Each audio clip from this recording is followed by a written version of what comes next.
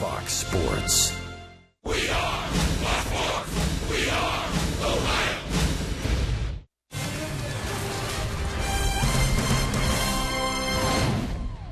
The Reds and the Cubs series sponsorship is presented by Chevrolet. And for a second straight night, it is a beautiful weather night. Jump on the L and make your way over to Wrigleyville, to Wrigley Field. Game 2 of this 3-game series. Heartbreaker for the second straight day yesterday for the Redlegs, losing by a run in extra innings. And once again, alongside the Cowboy Jeff Brantley and Jim Day, I'm Tom Brenneman. Welcome as always to Reds Baseball. Good rock-solid outing by Anthony DeSclafani in his Reds debut. He's going to need another good one tonight.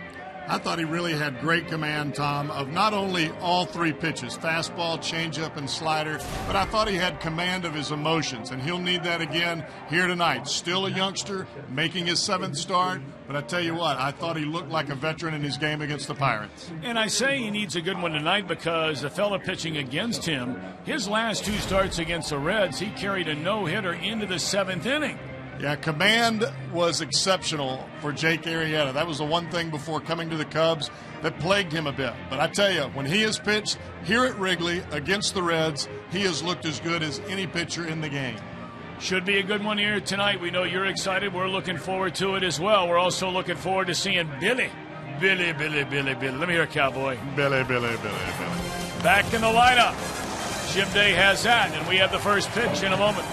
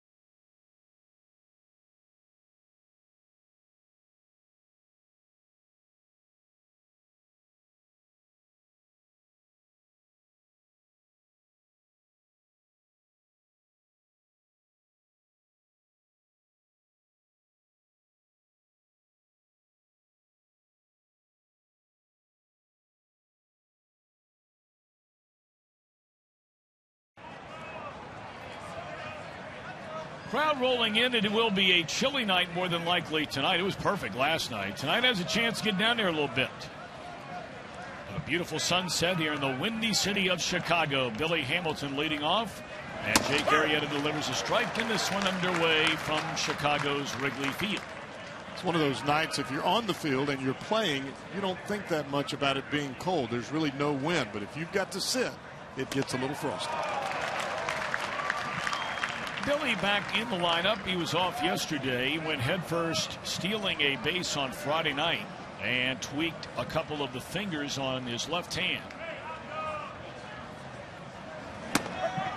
And he's gone on 3 straight pitches to begin the game against Arrieta. Jake Arrieta here at Wrigley Field has been in the driver's seat, brought to you by Kia. How about these numbers? I don't know that they can get a whole lot better than what you're seeing there. And Arrieta, as we were talking about earlier, he has found a home here at Wrigley. And all of it has to do with command of the strike zone. He is very aggressive in the zone with all of his pitches.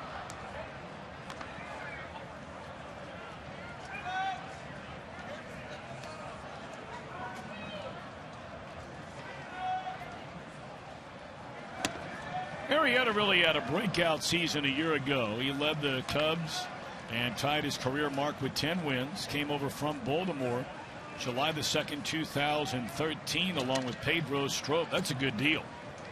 It has turned out to be a great deal. Got away by Joey. But I think at the point in time that the Orioles made that trade, they did not really see a future for Strop. He had issues with control, and so did Arrieta. Well, all Arrieta has done since putting on a Cub uniform in 34 starts, 15-7 record with an ERA at 2.81. 2-1 delivery. In the air, left field, hit pretty well by Votto, but on the warning track, making the grab, Coghlan.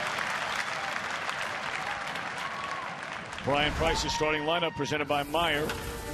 Frazier coming up batting third. Brandon a 4-hit night last night. Jay Bruce in right. Marlon Byrd knocked in a couple of runs last night. So did Jay. The latter third of Pena. Still no Devin Mesoraco. He's back in Cincinnati, bothered by a hip. Bad hip. Cozart the shortstop and DeSclafani on the mound. 2 down, nobody on. Here's Frazier.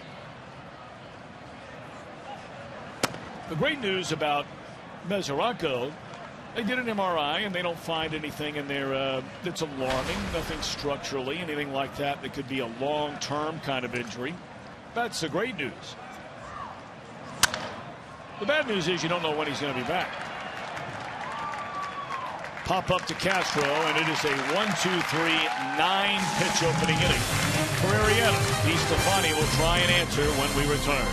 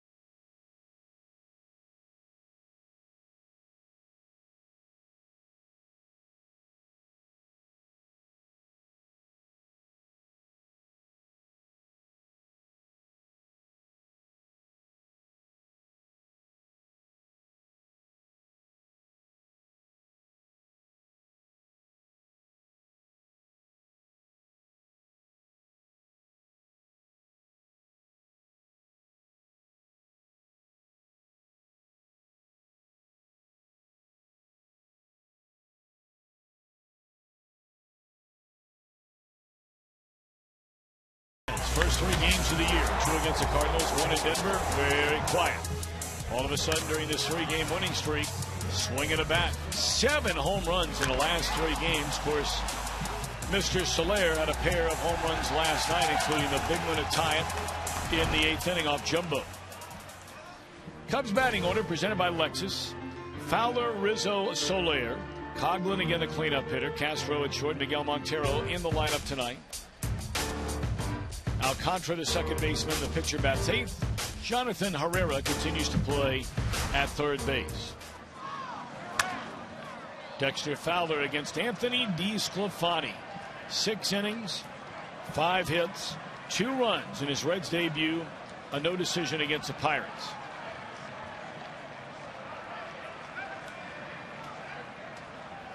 Cowboy, there are a lot of Reds fans that really didn't get to see DeSclafani in spring training. Had a handful of games on television. He only pitched 1 of them. What were your impressions watching this young man where he is now and where you think he might be projecting moving forward? Well, I'll start with anytime that I see a young pitcher, the first thing that I want to see is the fact that he believes in his stuff and he'll challenge the strike zone against any hitter that comes to the plate. Now, that's the first thing I noticed about DeSclafani, but I also noticed that when he was pitching in Miami. He's not afraid of the big stage. That's step 1. Now you've got to use all of your pitches. He did that against the Pirates, and he did it very well. Frazier over near the dugout has room, and Fowler taken care of, leading off the Chicago first inning. But the key for Anthony DeSclafani to be successful in the long run as a major league pitcher is the second and third times through the lineup, he's got to be able to trust some of his off-speed stuff and try to get familiar with fatigue. Because if he doesn't, then he's going to run into major problems. I thought that graphic is very interesting. Oftentimes you see a young pitcher called up, a starting pitcher to the major leagues, and the usage of the fastball is, 65, 70, 75%. Yeah. Not so in that first start with the Reds. Rizzo down a strike. And I think part of this is really what Brian Price preaches, what Jeff Pico preaches. You've got to be able to mix them up, and you've got to trust something besides just your fastball. Looper into shallow left field. Marlon Byrd with a diving play, and what a catch by Byrd.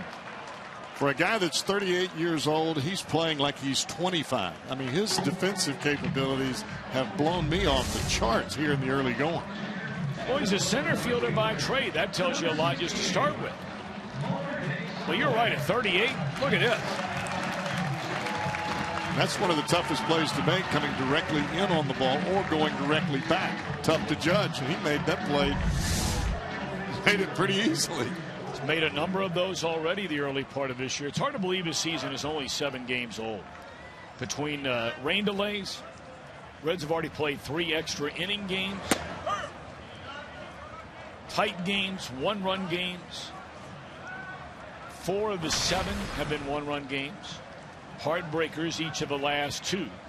And yet tonight officially begins the 2nd week of the season.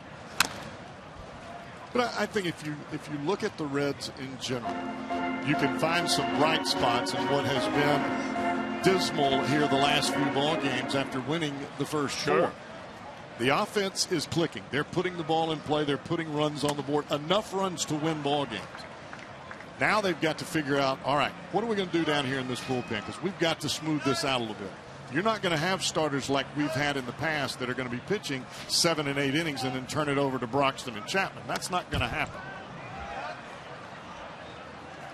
It's where the Reds really have been spoiled in 2 areas the last number of years, while the team by and large has had very good teams, very competitive teams. Despite all the injuries and everything last year, we know about that. But they've had a dynamite bullpen. They were as good as anybody in Major League Baseball, maybe the best in baseball, when they had Broxton and Chapman. Yeah. And, man, those starters gobbled up a lot of good innings. And a real good first inning for Mr. DeSclafani.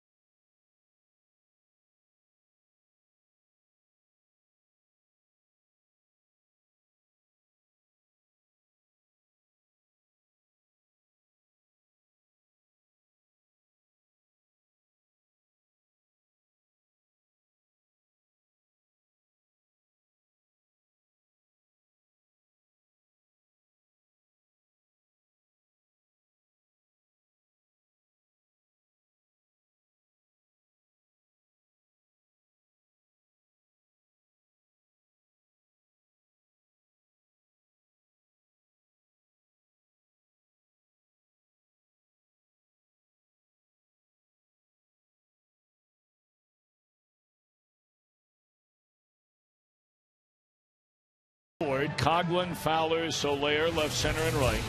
Herrera and Rizzo on the corners. Castro and Alcantara up the middle. And their regular catcher came over from Arizona during the offseason, Miguel Montero, hanging the sign.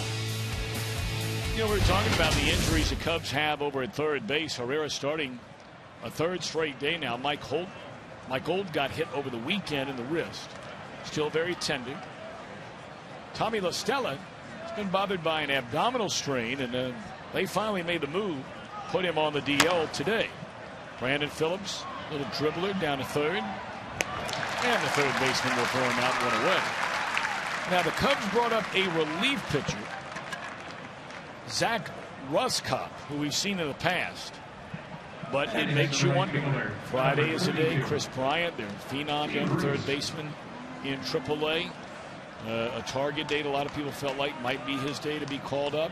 We walked through some of that last night. Theo Epstein has never brought up a young player to start his career at home.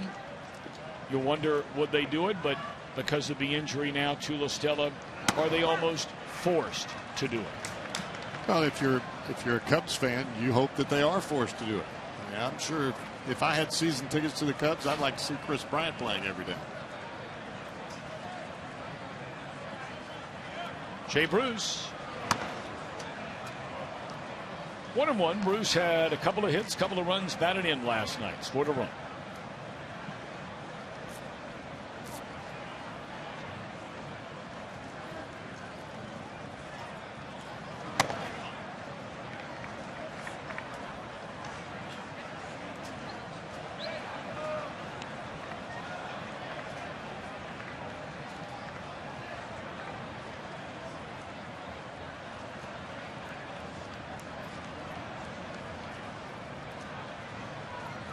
Arrieta, born in Missouri but grew up in Texas.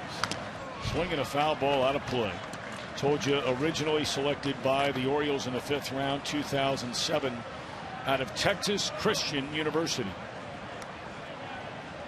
And had a nice start to his career with Baltimore, but then, as you mentioned, they watched through some seasons where his ERA was 4.7, 4.8, 5, 7.2 in 5 starts at the big league level, and finally in 2013 said that's it. And I think part of that is you see the stuff that Arrieta features. I mean, we're watching it right now. I mean, he has a phenomenal arm. Great movement on everything, but you've got to be able to harness that. And whether you can harness it physically or mentally, sometimes it takes a different pitching coach, sometimes it takes a different ballpark, sometimes it takes different teammates. But obviously things have gelled for Arrieta here, whether it's Chris Bosio or whether it's some other guys on this ball club. But he's gotten some confidence and he's pitching with it right now. Well, a lot of Reds fans certainly took notice when Arrieta made the comments during the offseason about how much he does not like coming to Cincinnati. And, you know, I was thinking perhaps we ought to put together a little things to do list for Jake Arrieta when he comes rolling into town. Yeah, that was his comment. There's nothing to do. Yeah. So maybe we ought to make sure that, you know, he feels right at home next time he comes into town. And maybe some of you would like to shuttle him around and take him up to Kings Island or take him to the zoo or, you know, whatever it is you might want to do. Take him out to dinner. Well, the dinner time are tough. A lot of night games. And, you know, it's like people ask you all the time, ask me all the time, man, well, you know, what restaurants you go to in San Francisco? Well, can't go if it's a night game. Yeah. Media dining room. I'm not complaining about it. No, it's just part of it. But during the day, Arrieta, you know, that's what he said. So perhaps we could find him something to do next weekend. Caught swinging Bruce, and he's retired the first 5 batters of the game. Of course, the way he's throwing the ball right now, he might like Cincinnati a lot come the middle of July. Yeah.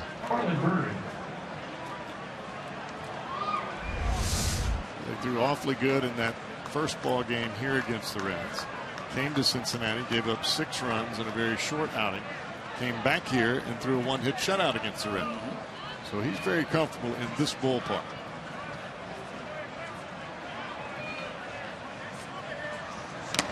He has gone 27 consecutive scoreless innings here at Wrigley Field. We brought up earlier his last 2 games against the Reds. You just touched on it. Carried no hitters into the 7th inning.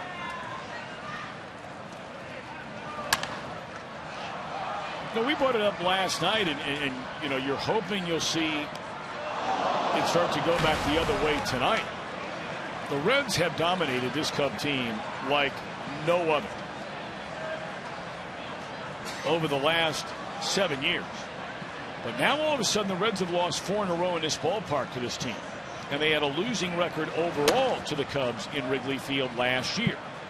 They had an overall season series advantage because they dominated them at Great American Ballpark.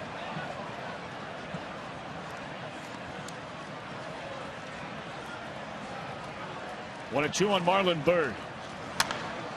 We'll do it again. And I would imagine, Tom, that Joe Maddon is well aware of anything that he can use to motivate his club against any opponent that comes in. Not that you want to use negative connotations with your club, but I mean, he is the master of the brain when it comes to getting guys to play the way that they're supposed to play. Straight away center field. Fowler backing up. 28 straight scoreless frames for Arrieta on his home turf.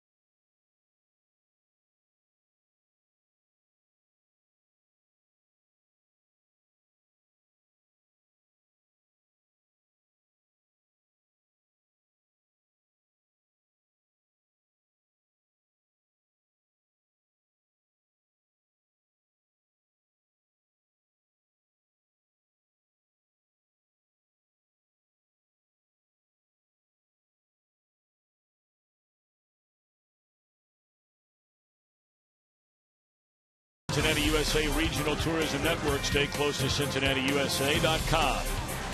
By Chevy. Check out our award-winning lineup only at your Tri-State Chevy dealer. And by Skyline, feeling good. It's Skyline time. I can't wait to get back home. Amen, Skyline. Brother. Amen. You know what I mean? I do know what you mean. Every Friday we're home. I take my kids to Skyline for lunch. First pitch swinging. Coughlin. Sharp grounder at Votto. Covering the bag is DeSclafani. 1 pitch, 1 out for the young Reds right-hander.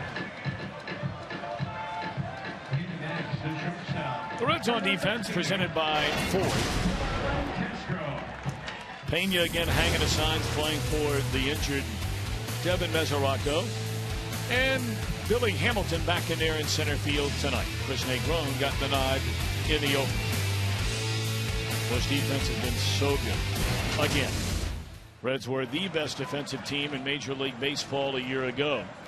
And very much playing like it again this year. Ball 1 to Starlin Castro.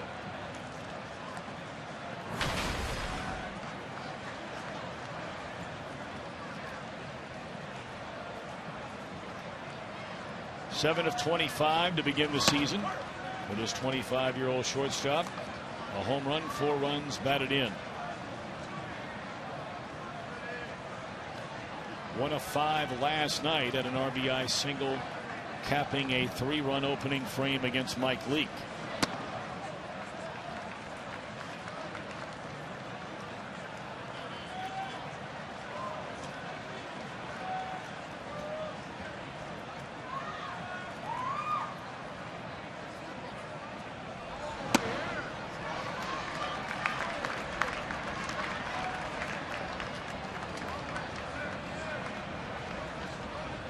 Montero waiting in the on-deck circle. 3-2.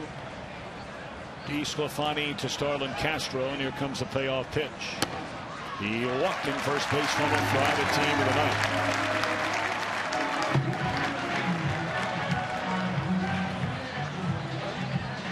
Well, let's check in with our main man downstairs. They started the game early on it. Well, we would have heard from him by now, talking about all day, every day, Jim Day. Tom, I hope everyone enjoyed more of our conversation with Pete Rose on Reds Live pregame, and we'd like to send out a big old Reds happy birthday to the Hit King. 74 today, and he shares a birthday with a guy that, well, you're around a lot. Also, happy 60th birthday to Chris Welsh. How about the baseball card when he was with the Padres? A unique look, and, of course, he's kept that unique look throughout his broadcasting career. Happy birthday, lefty, Chris Welsh. Happy birthday indeed. Wonder what he's having for dinner tonight. Well, you know, he's probably hanging out with Beth and the kids and enjoying a great night, I hope, and praying. And sorry he's not here with us to do a little celebrating. But happy birthday. We miss you, Chris, a lot. Probably eating some bow tie pasta on Bow Tie Tuesday. I wonder if he's wearing a bow tie on his birthday. What do you think? Depends on where he's eating. True. Maybe he always wears it on Tuesday. That's what I'm thinking. 1-1 the count on Montero. Runner goes, swinging a foul ball out of play.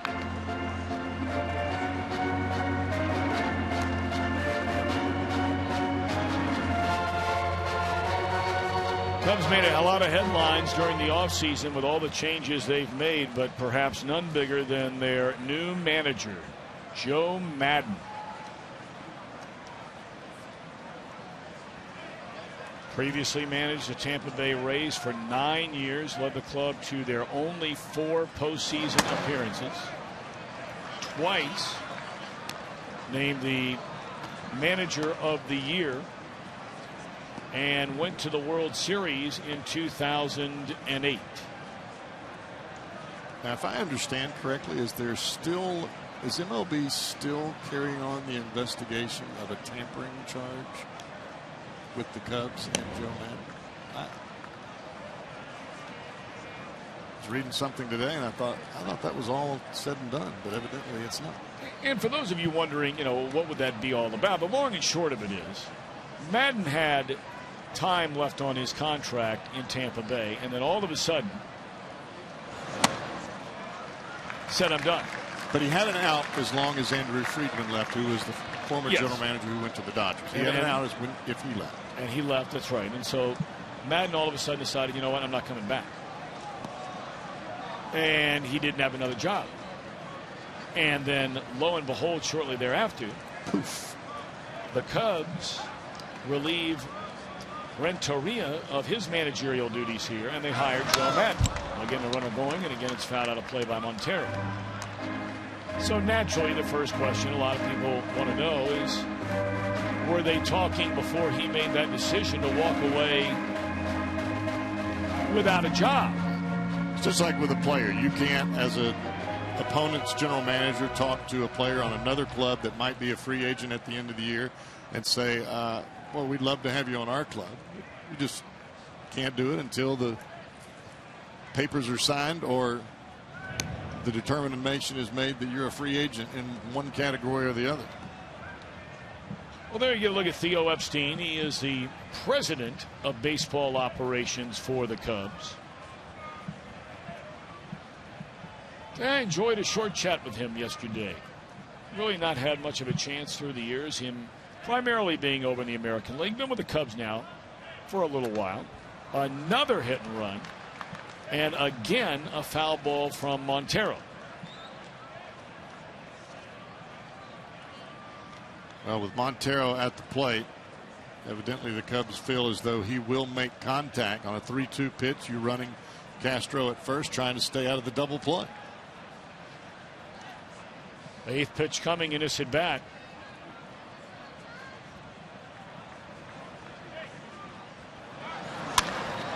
One hopper. They get one. They're going to get two easily with a catcher running.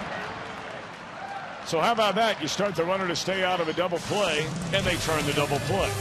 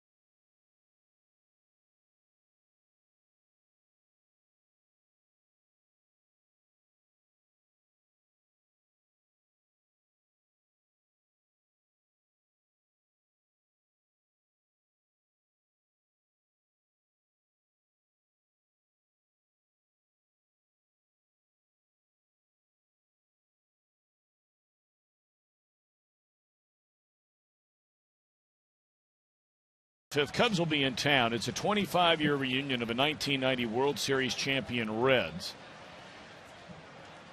Team will be honored on the field post-game Friday night before the fireworks. Pre-game on field Saturday. And on Saturday, that's when they're giving away to the first 25,000 fans that Nasty Boys triple bobblehead. So probably be a good idea to go ahead and get on the horn right about now. Or log on to Reds.com/tickets if you'd like a chance to come down and see that team on the field. And it's going to be a fun weekend. It's hard to believe that's been 25 years ago.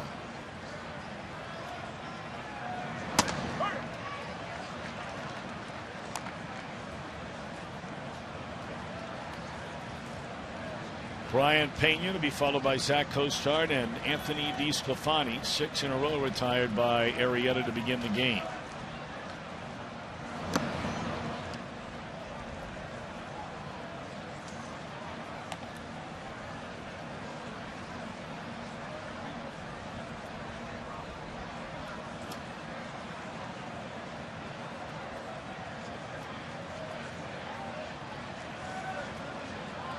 Two and one to Pena. I tell you what, the guy who does the scoreboard here on the balls and strikes is the fastest trigger I have ever seen of putting up balls and strikes. The one on dead center, right? Yeah. By the time you look up from the pitch, it's already there. It's Every time. incredible. Down the left field line, and that one bending foul. Yeah, it's funny you mention that because we used to sit in the dugout. And you had to look down at the concrete, and you listen for the pitch, and you try to look up to see if you could catch him. He beat you every time. Every time. Those are games we play. Nothing else Why to not? do. I'm not pitching to the ninth anyway. 3-2 on Pena. Right back to the man.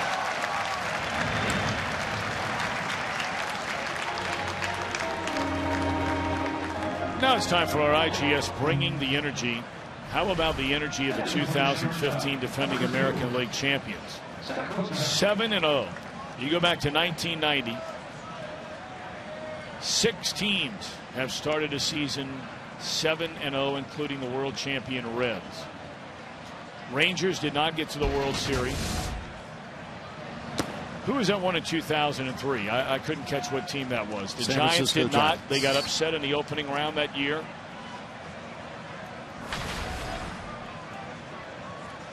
And now the Royals off to a 7-0 start this year.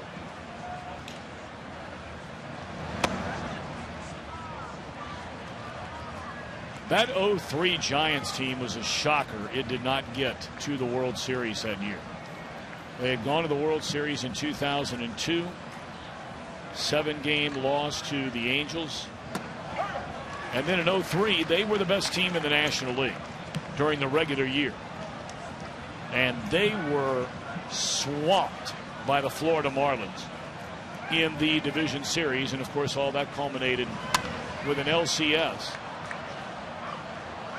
that involved the Cubs and the Marlins.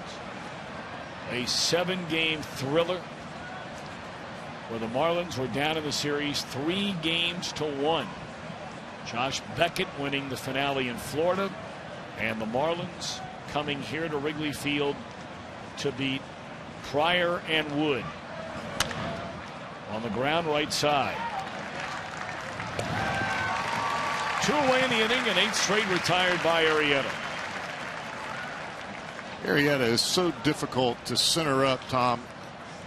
He throws the same, it's almost the same speed with the sinking fastball as it is the cutting fastball. And he still keeps them in the same arm slot, the same plane as they come to the plate. Each pitch looks the same until it gets to the plate, and one comes in on your hands and one cuts away.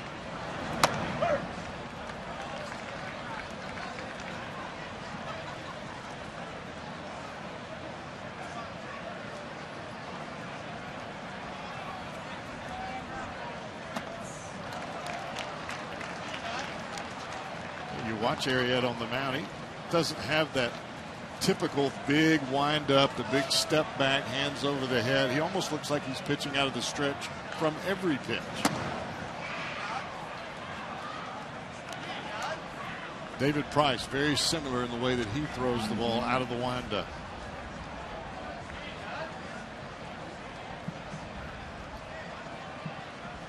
Make it simple. Try to repeat your delivery. Still 1-2 on DeSclafani.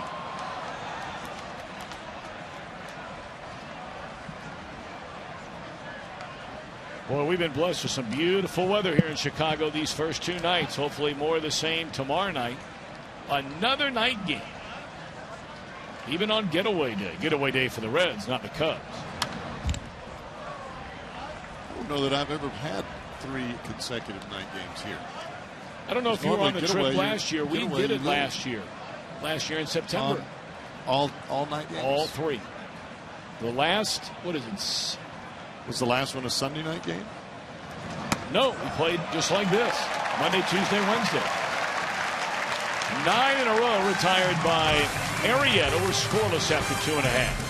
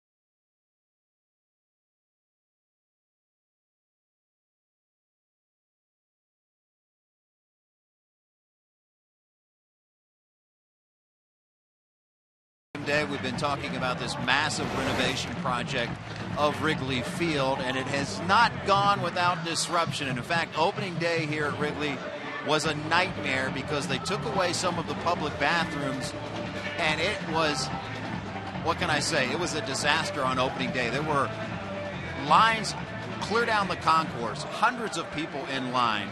And now, to remedy the situation, welcome to Porta-John Row.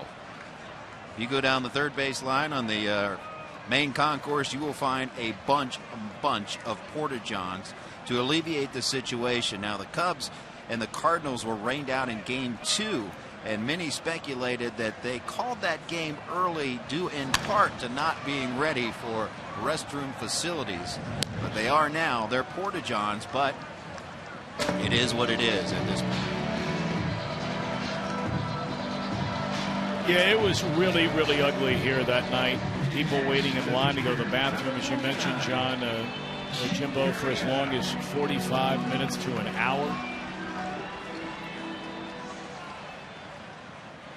I'd never make it. No. They had people that were actually leaving the ballpark. You know, they stamp your hand, and then you leave the ballpark, and they go across the street, right? Yeah, they were going over to Murphy's, the Cubby Bear, whichever exit they could get out of, and then come back into the ballpark. Well, I got to tell you, I mean, you can do worse in life. You know, sneaking over there for a minute and coming back. I got you.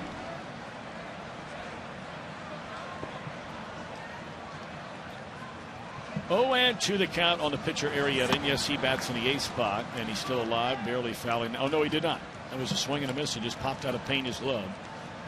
2 strikeouts in the game for DeSclafani, who's only allowed 1 base runner. That was a 1-out walk to Castro in the 2nd inning.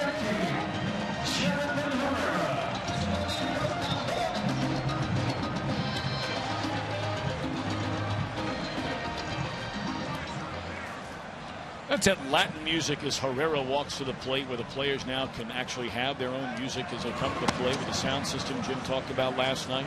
A little salsa. You can do a little salsa. Yeah, I can eat a little salsa. I don't know if I can dance any salsa, but I can eat some now.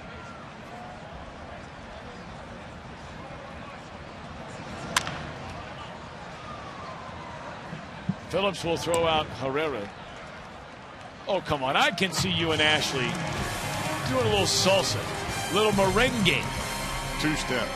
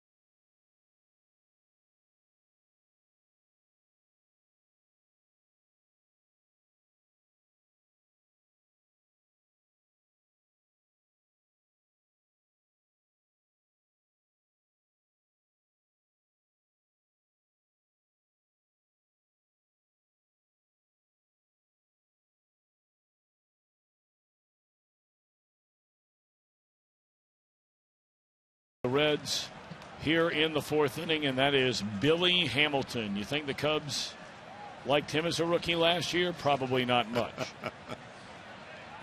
Look at those numbers. he can be an absolute game changer, especially in a tight one like this. Well, the Reds are in search of their first base runner against Jake Arrieta. He is fan 3, including Hamilton leading off the game. Not anymore. Here we go. Let's get that engine turned over. Every time I see a guy that has been throwing a no-hitter and gets broken, the no-hitter is broken up with a base hit, can't help but think back to my former teammate Jeff Shaw when I was pitching with the Reds, and he would look over and say, "There goes your no-hitter."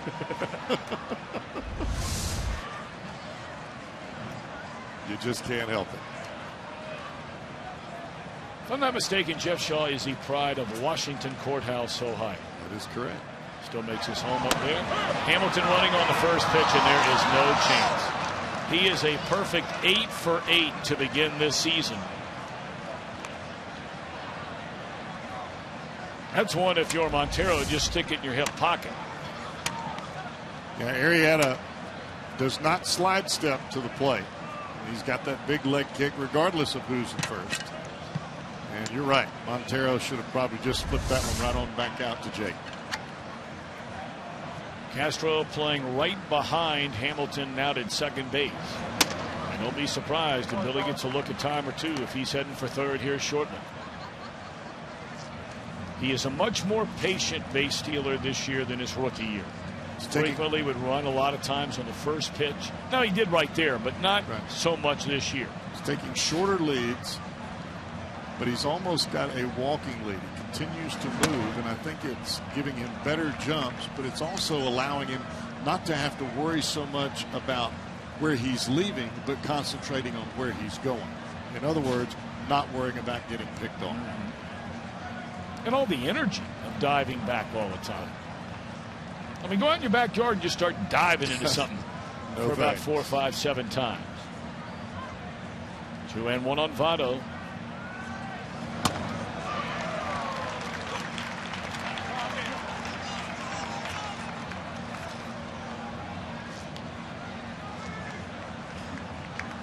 Joey hit the ball pretty well to left field. It was flagged down 2 steps in front of the wall on the warning track by Coghlan. He hits that ball here right now. It might be an out, but Hamilton would be standing in third. Joey's thinking about having him round third.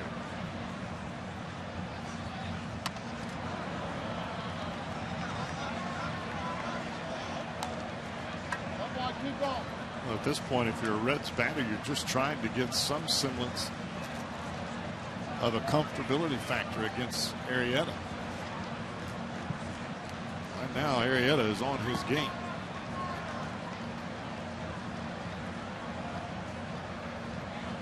Two and 2 on Votto. Tonight is just the second game in Major League Baseball this year where there were no hits in the first 3 innings by either team.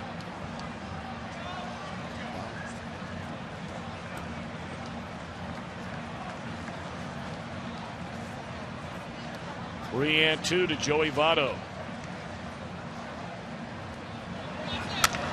And a base hit into center field will produce the game's first run. Hamilton a hit, a stolen base. Votto knocks him in. And the Reds with a 1-0 lead over Jake Arrieta. Big at bat right there by Votto. Worst case scenario, Alcantara dives for the ball, stops it, throws Votto out. You get the runner to third. But for Votto to get to that ball and pull it to the right side and get it through the infield, that's doing double duty.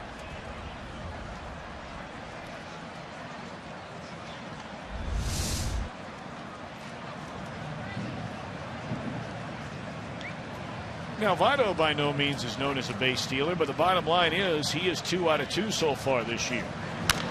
Frazier first pitch swinging, grounds it foul. Well, he kind of fits into that Jeff Bagwell category. I can remember Bagwell, if you didn't pay attention to it, he'd get a walking lead, he'd keep right on going. We've seen Todd Frazier do the same thing.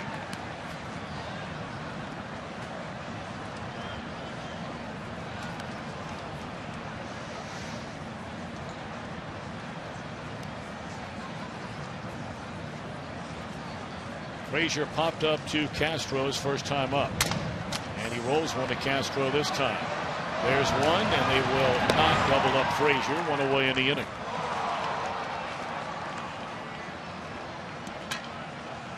Frazier, another guy. He stole 20 bases last year. Next, number 4, Brandon Phillips. Well, a reminder coming up later on tonight. You'll be looking forward to Miller Time, and it's brought to you by Miller Lite. So the streak for Arrieta ends at 29 consecutive innings here at home without allowing an earned run. And the Reds with a 1-0 lead. We're in the fourth.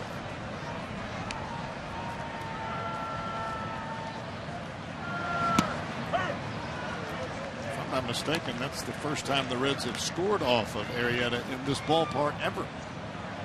First 2 starts, they didn't get a run off of it.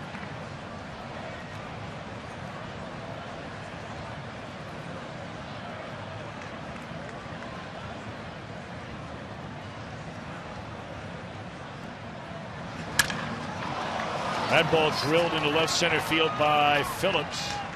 Cut off quickly by Coghlan. Brandon starting to really swing the bat. Really squaring up the ball.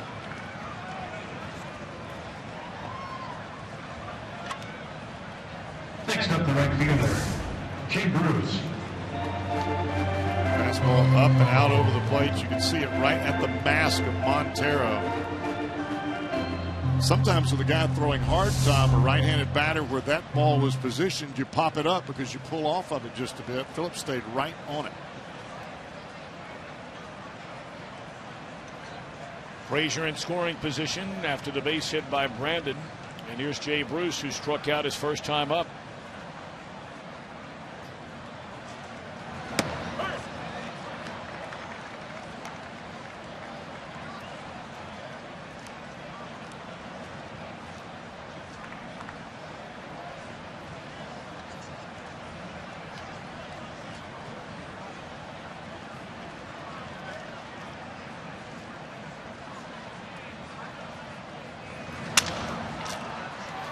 That's against the shift right there, and it's a base hit that'll bring in the second Reds run. Throw into third, and Castro caught the ball and basically fell on top of Brandon, but the call is safe. And taking off is Bruce, and he's caught in a rundown. Still looking around. And that's a base running mistake right there by Jay Bruce. You've got a runner at third still with 1 out in the inning. It's not one of those where you're trying to force a throw and cut off the throw and all that kind of thing. That's just not good base running. Well, it was a great piece of hitting to begin with. But as the collision occurred at third base with Phillips and Castro, Castro fell over the top of Phillips, and Castro continued just to lay on the ground and look at the umpire. And the whole time as Bruce came around, had he not hesitated to begin with and taken off, he probably would have made it to second base unabated. But instead, the pause cost him.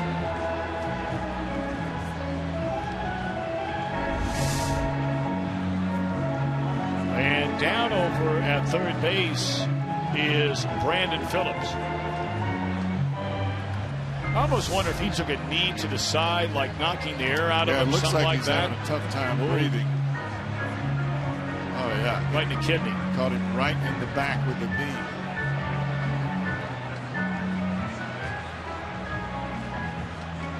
Right here. There.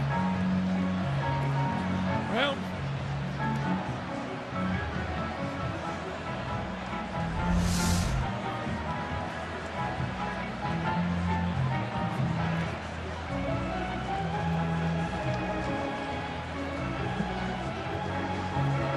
I think Brandon Phillips, more than any other Reds player, has proven that he is as tough as it gets.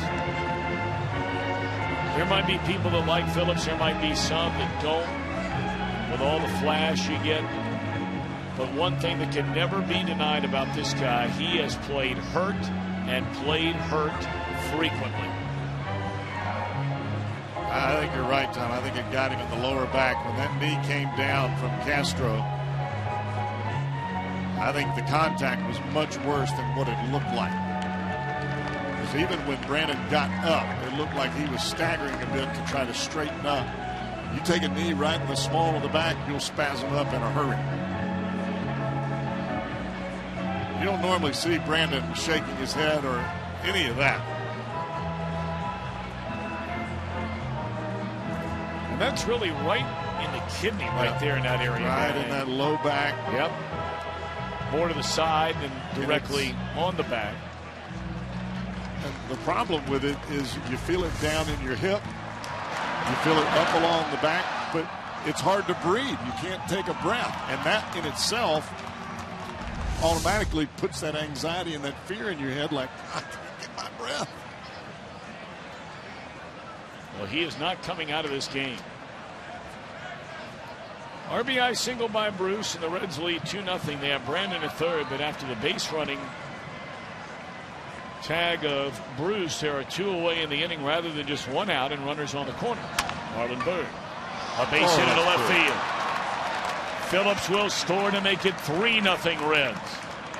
And don't look now, but some of the guys who are quiet in the lineup for the first week, all of a sudden now, Byrd, Bruce, Phillips starting to make a lot of noise. When you look at what the Reds have been able to do, we saw it in 2 innings last night against John Lester, and we're seeing it here in this inning. Just the stringing together of hits, contact, putting the ball in play, Bruce going the other way, first pitch swinging by Marlon Byrd there. A tough pitcher like Arrieta, if he gives you a pitch to hit and he finds himself in trouble, you have got to turn on the gas right then. Reds 3 out of 3 with runners in scoring position tonight. Brian Price, Jim Davis talking to you about this lineup he put together tonight. Well, he's asked about the lineup and how good defensively this team is, and they said a lot of people look at our lineup and, you know, go around the outfield and infield and talk about the defense, but I believe that this lineup can be explosive. You guys touched on it. There's some guys that are starting to heat up a little bit. He really likes this lineup over the long haul and thinks they can be one of the best offensive clubs in the league, not only defense but offensively. So he was really sticking up for his guys today. Well, I couldn't agree with him more personally. I think just position player wise on paper, this is the best Reds team on the field potentially they've had in a number of years. I would agree. If Byrd does what he did last year, and obviously you got to talk about the health of Votto and Bruce and Phillips. But that enters in with any ball club. But on paper, you look at the starting 8 out there, there are no weaknesses.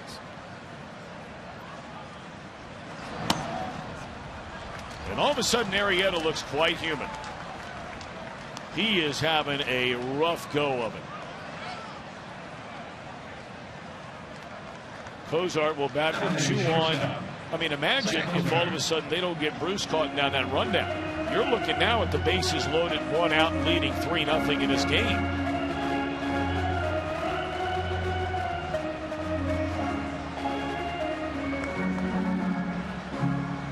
We mentioned the numbers tonight, but look at the runners in scoring position in this series. It's pretty good after really missing big chances Saturday and Sunday. It's awfully good. And you're seeing it in the adjustments from the hitters. I mean, the ball that Jay Bruce hit to left field for the base hit that drove home the run, that is normally a pitch Jay does not even offer for. And he went after it knowing he was going to get a sinker away, and he just shot it right through, as you mentioned, through the shift. 1-0 on Zach Cozart. 2 on, 2 out, 3 in, 1-1.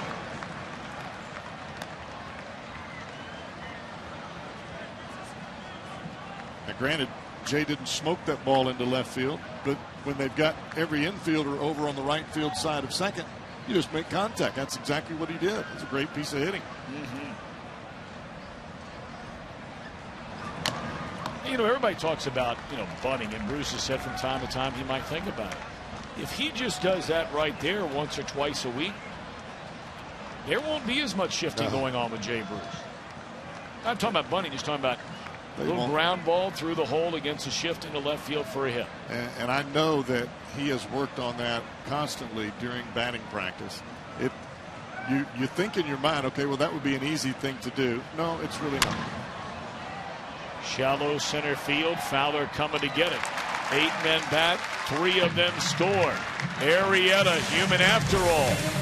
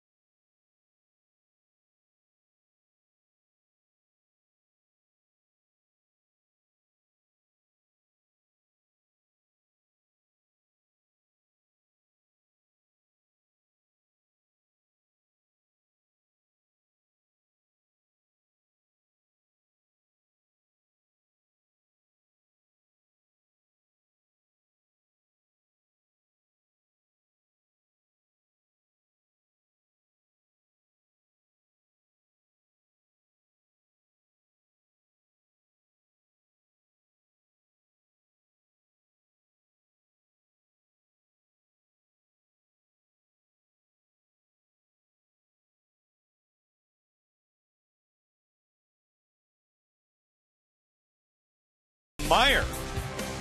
By your local Ford dealer. Ford, go further.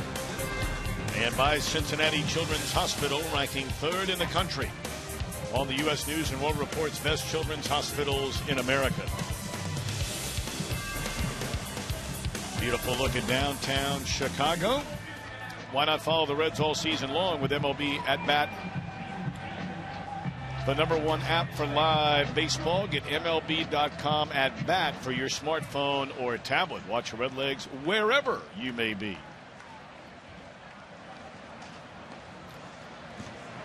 Brandon still wincing a little bit. Quite a bit.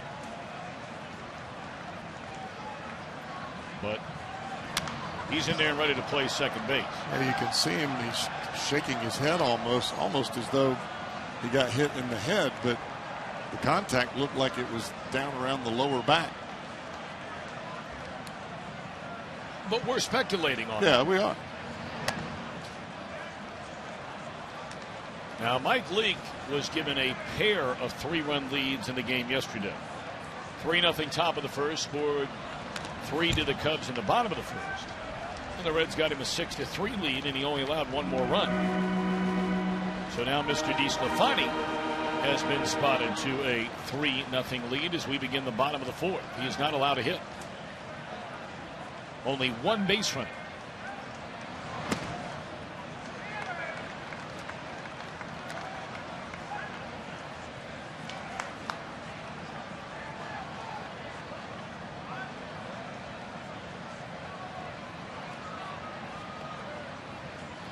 Fowler fouled out his first time up. Sorry, Cowboy. Sorry, that's what we were talking about earlier with DeSclafani and any young pitcher for that matter. The second time through the lineup. How you handle that, how you approach it. Do you try to do too much, or do you just try to back off a little bit and make your pitches? And that comes with maturity. Some get it quicker than others. Look at Brandon Phillips. After going down just a moment ago, we talked about this guy. This guy's a player. And tough. Just tough. I mean, that is a big-time play, even if you're feeling great.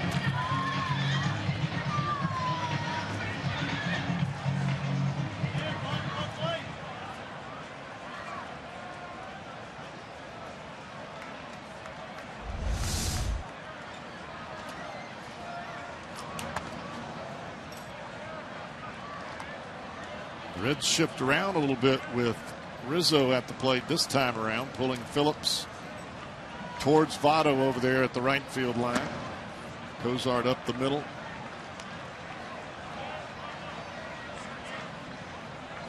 You know, I've had some fans come up to me last number of years, and kiddingly they'll say, "Hey, are you getting a cut of Phillips' contract?"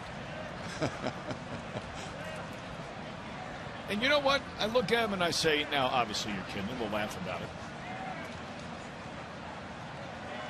But man, the more and more you watch professional sports, not just baseball, when you watch professional sports and you watch guys, they're all imperfect players. And Phillips is far from a perfect player, although he has had an outstanding career. But man, when you see the guys that give you everything they have, strap it on every single day, no matter what's going on in their head or what's going on in their body, you come to really appreciate those players. And Phillips is one of those players. 2 away in the inning. He has not only played hurt, Phillips has played injured. And now there are going to be some that are saying, oh, does that mean you're saying that some other guy hasn't played injured? Votto or whoever you want to. That's not what I'm saying. We're only talking about Brandon Phillips. This guy has played hurt, played injured, and has played through it all. And played quite well, I might add.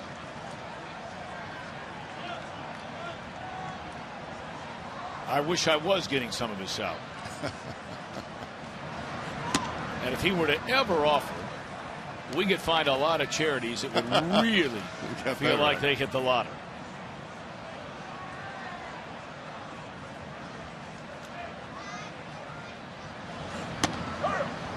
Speaking of, I got a text from my good friend Harold Dates, president of the SPCA Cincinnati for over 30 years. He said, hey, Arrieta's got nothing to do Saturday night in Cincinnati. The 26th. It's the night of their big fundraiser, the Big Fur Ball. I may ask him if he wants to come along. I've got a table at that thing. Right on. Yeah. Well, there's the first hit of the night for the Cubs. A single by who else? Based on last night's Soler. Looked like a curveball from DeSclafani. Was not a bad pitch. Pretty good piece of hitting there by Jorge Soler.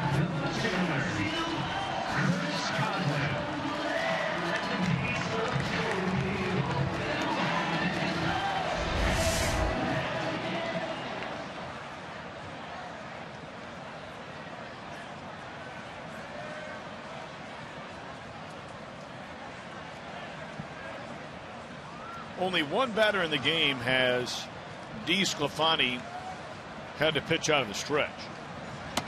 And that was after the walk to Castro. And the very next batter, he got a double play.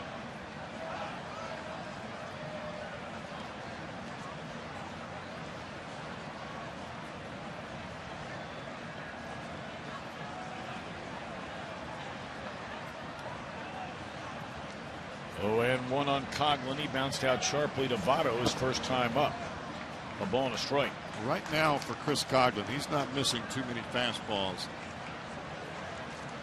You almost feel like you have to make him hit a changeup or a breaking ball the way he's centering up the heaters.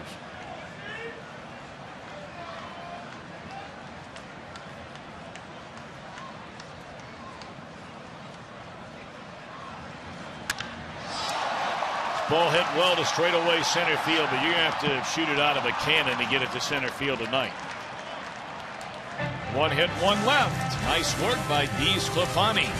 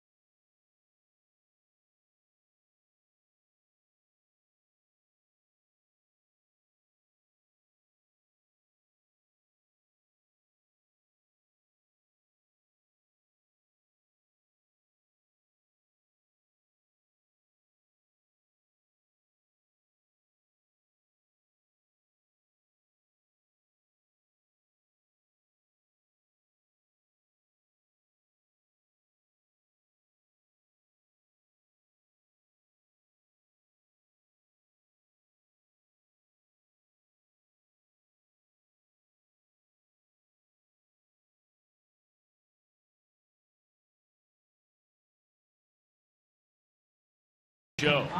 Great show. Joey Votto will talk about his hitting philosophy, much debated. Pete Rose talks about this year's Reds. And we'll talk about all the National League Central Division rivals. Jeff Piccolo, Doug Flynn.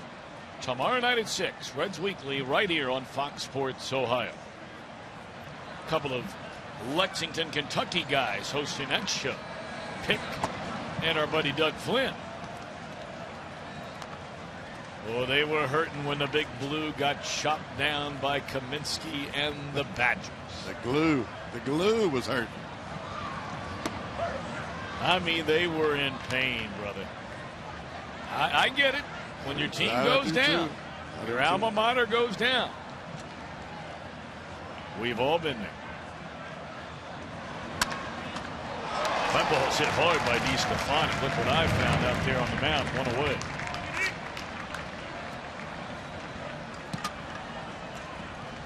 Center fielder, Billy Hamilton.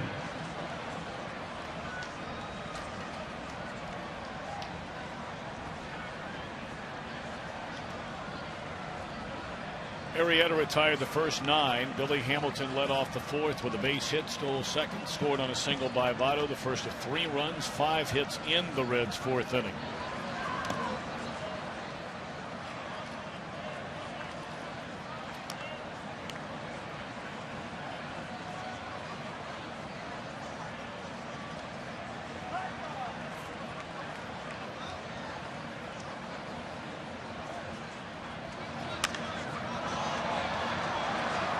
Foul territory, and that went out of play.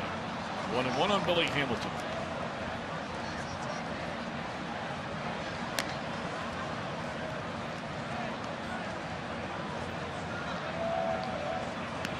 They really play Hamilton shallow at left and center. Got a little more sock than I think most folks realize.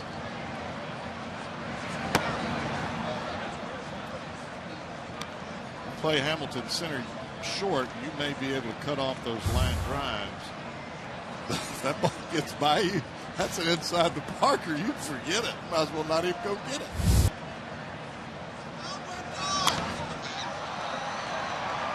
Is this one playable for Herrera? Yes. 2 away in the inning.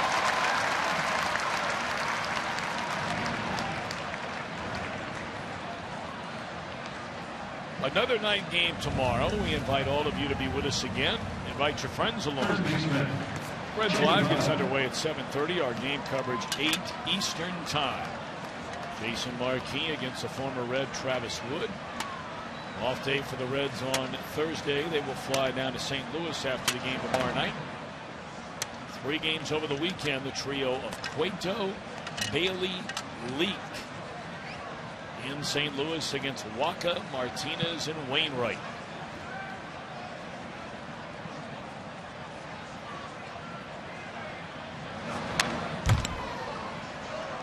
That'll be a great weekend series. I mean, you're talking about 3 really good pitching matchups. A rematch of last Saturday, Cueto against Waka. Cueto allowing the 2 runs, 1 earned, but Waka allowed just 1 in the Cardinal win. Homer Bailey, his first start against Carlos Martinez, and then Sunday night, that has been moved to a night game. 8:05. Mike Leake, Adam Wainwright. Reds, one of the few teams that actually have had any degree of success against a longtime Cardinal ace and one of the very best in all of baseball, Adam Wainwright.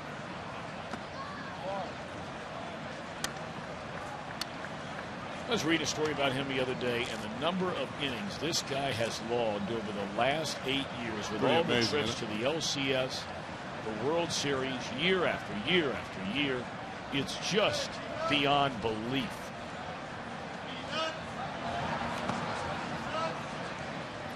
And that's after missing a year. I mean, you still look at those totals and you think, my goodness. I mean, you're talking 200. Yeah, but then you're tacking on the playoffs. You're talking about 280, 278, 285. It's a lot of innings.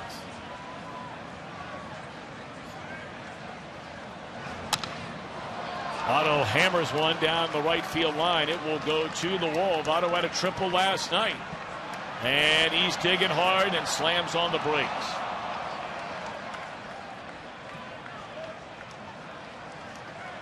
Votto 2 hits tonight. Boy, he looks good, doesn't he? He really does, Tom. Tries to cut this ball in on Votto, and he leaves it up. Arrieta got underneath that one just a bit. Well, he smoked that one down the line. You know, as thick as the grass is here at Wrigley, and this time of the year, when you get the ball and it doesn't hug the right field line and it still goes to the wall, you hammer it. We saw Jay Bruce do that the other night. Votto did it there. Reds trying to add to a 3-0 lead. Here's Todd Frazier. Fastball right down the middle of the strike.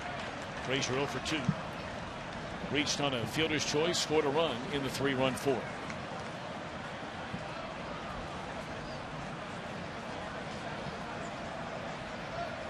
First time through the lineup. Reds hitters 0 for 9. Since in, 6 out of 10 against Arrieta. Yeah, you were saying earlier that Votto looks good. He doesn't just look good at the plate. He looks good running the bases, his agility at first base. He just looks very comfortable and confident. Good health will do that too. Amen.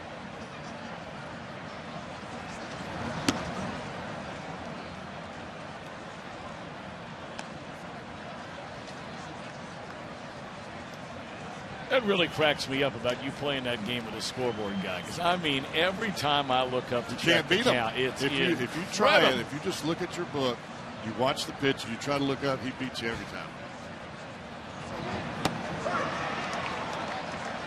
Can't do it. I'm telling you, you can't do it. That's Rick Fuchs. He's been around this ballpark forever. Great guy. Used to bring us in tomatoes all the time from his garden at home. I didn't know he was the one that did that. I can't wait to see him in between innings. Have you ever told him that story? No. But guys do it all the time. Mean, it's just me. There's a lot of guys that do that because you know how fast he is getting it up there. So you just look down, and as soon as you hear the mitt pop, you try to look up and see if you can beat him, and you can't. You can't beat him anytime. I mean, he is a super guy. Worked on the grounds crew here for a long, long time. I did not know he was doing that as well. In the air, first base side. This one appears to be on its way in amongst the fans, and it is.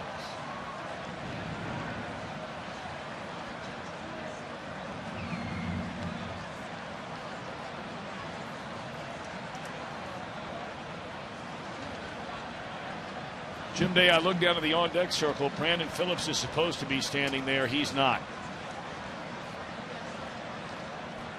He is not, Tom. Skip Schumacher, as you see, has climbed into the on-deck circle. They have taken Brandon underneath. So obviously that play at third base affecting him a little more than we thought. And maybe it's precautionary. We'll find out after the game. This one will stay in the field of play. If we get any word from the Reds clubhouse, Jim Day, nobody better in the business. He'll be all over.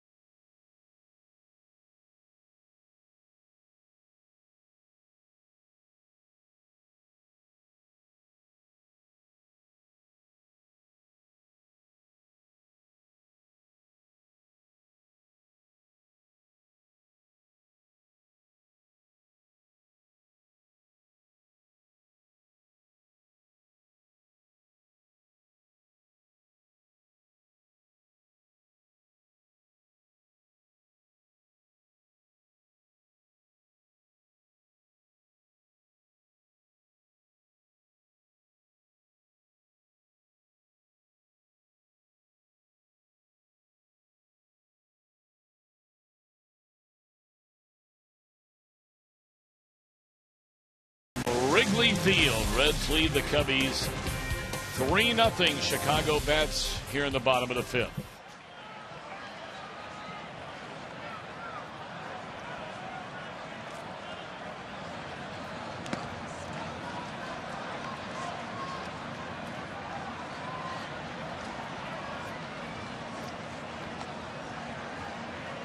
Quite a pitcher's duel ongoing in Pittsburgh. Detroit has just scored in the top of the 7th inning. That is the only run in that game.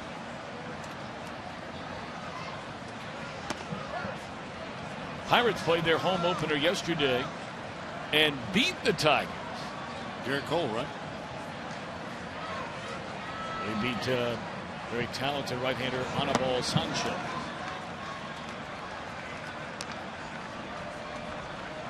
No game today between the Cardinals and Milwaukee. Milwaukee spoiling the St. Louis home opener yesterday. So they're off today. They'll get back at it again tomorrow and Thursday. Now, would you have thought beginning in this when the season started, especially after all of the trades that the Atlanta Braves had made, that they would get off to the kind of start that they do? Me either. No. Me either. That's why you play them.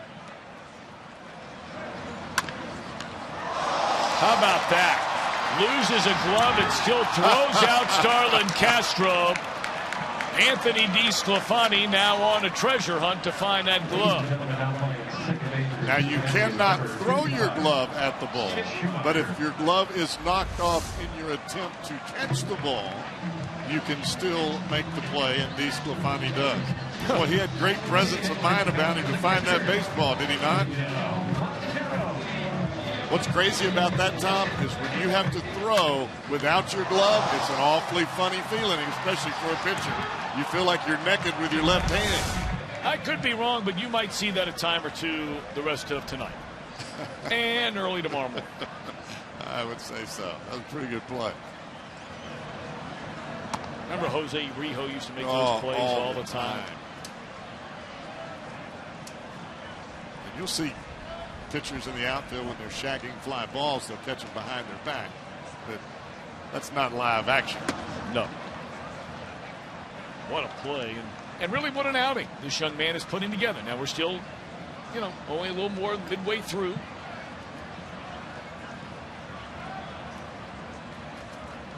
And the 1-1 pitch. Fastball away, 2-1 on Miguel Montero. He bounced into a double play. 1 walk, 1 hit allowed, 2 strikeouts for DeSclafani.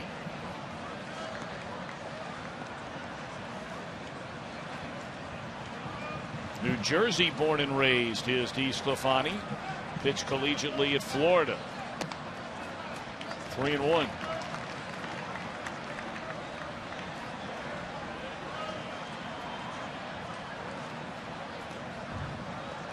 I mean, with a name like DeSclafani, don't you have to be from either Jersey, New York, or Chicago? Or Italy. Yeah, good point. Well, there's a walk to Montero. And those last 3 pitches from DeSclafani, you can see him fall off a little bit to the first base side, and the ball really sailed away to his arm side. Now he's got to correct that.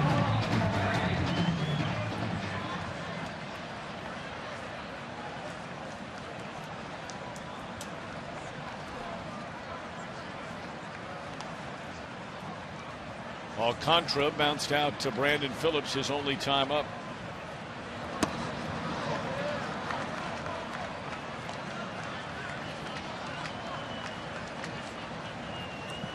Cubs have action in their bullpen. We told you they just brought up from the minor league Zach Roskup today. And he is getting loose. Pitcher spot is due up next.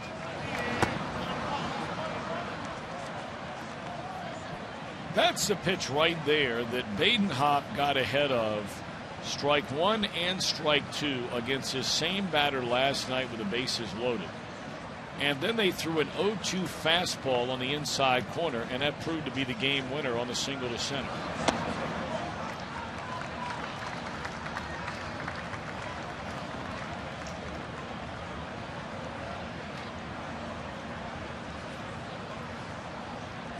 The object of the changeup is to use the hitter's aggressiveness against him.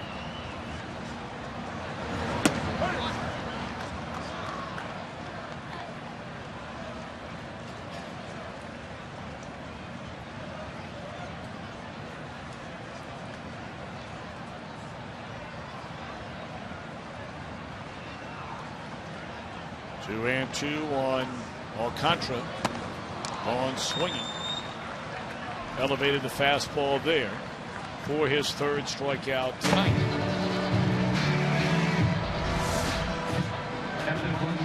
Fastball up. Threw it right by him at 93 miles an hour, and that's your flamethrower for tonight. Brought to you by Cholula Hot Sauce.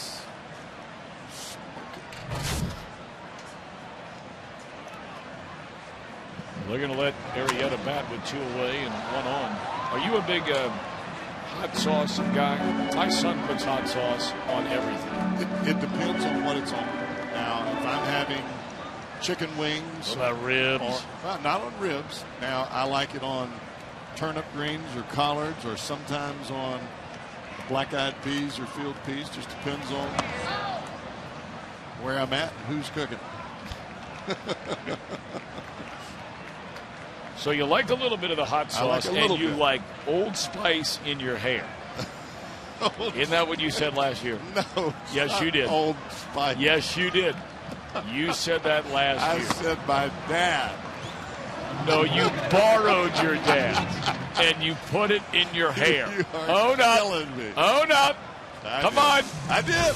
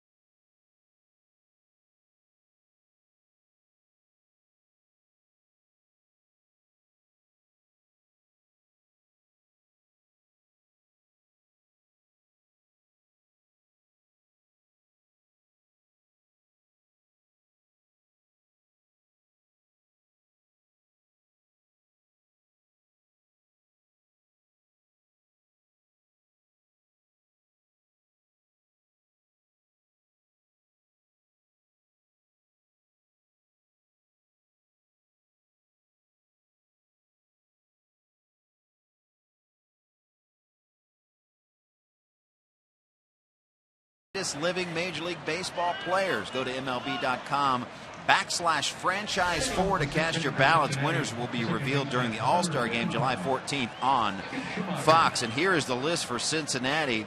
As you look down, that's a who's who of the organization. I got to think that the top 3 are fairly easy. That 4th one, going to bring a lot of debate, but man, are those some great players. No question about it. And, of course, those that played their whole careers with the Reds would be Bench, Concepcion, and Larkin.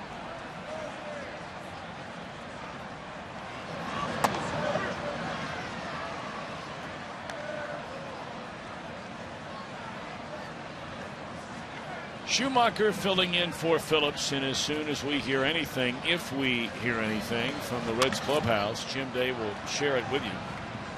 I mean, Jim's right down there by the dugout, and obviously has a phenomenal relationship with the training staff and a number of the players.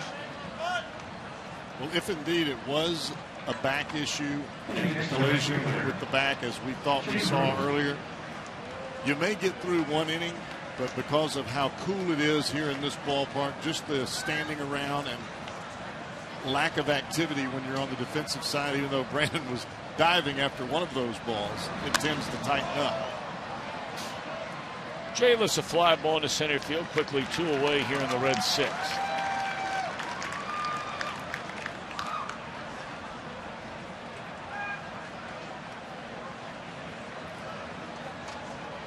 So you'd almost pray that it's some kind of just a back spasm or, slight back injury more than something with a kidney.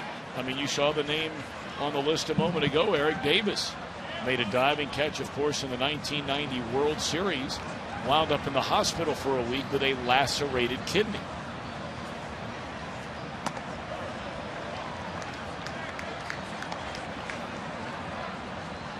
You take a knee to anywhere in the back.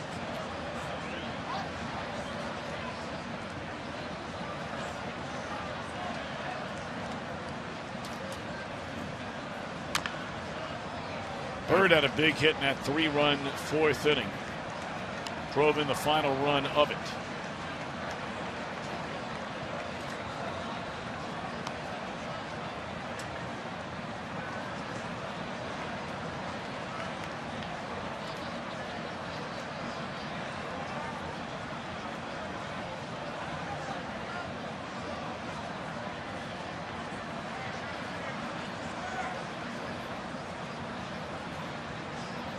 Sent 8 guys to the plate in an inning against a guy like Arrieta. You're doing something.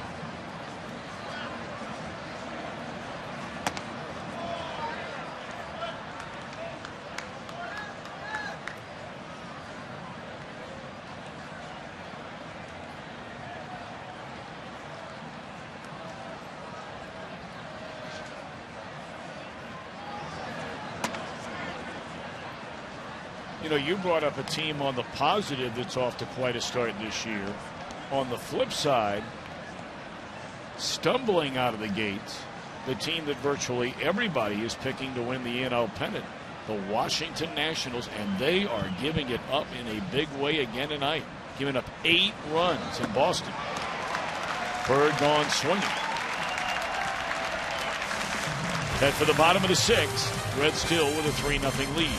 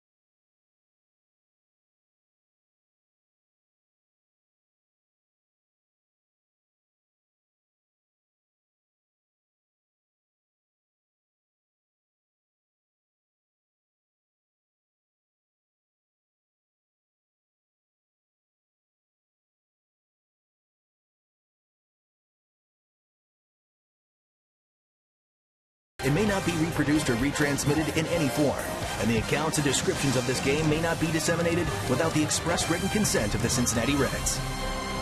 Hey, wait a minute. We need to get a hold of this guy. Those are those hats Chris Welsh and I were commenting on a couple of years ago, and they sent him up to the booth.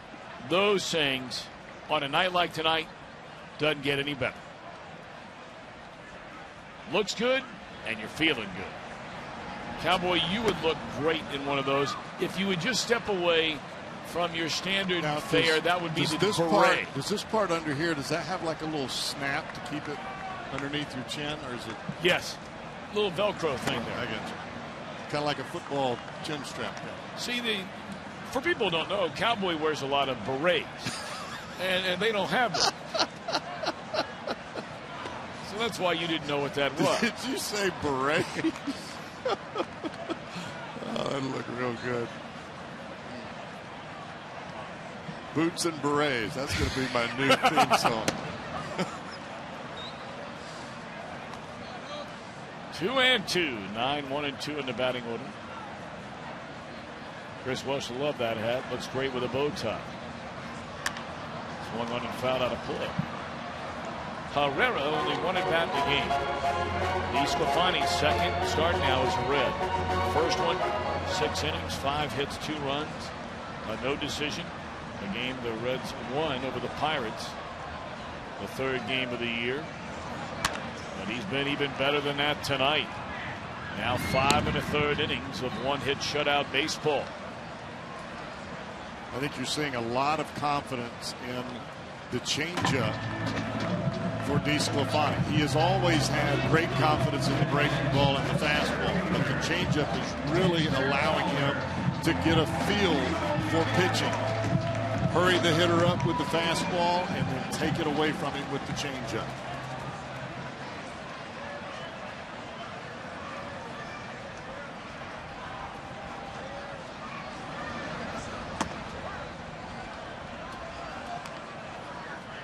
You're throwing a changeup for a strike on the first pitch. That's money.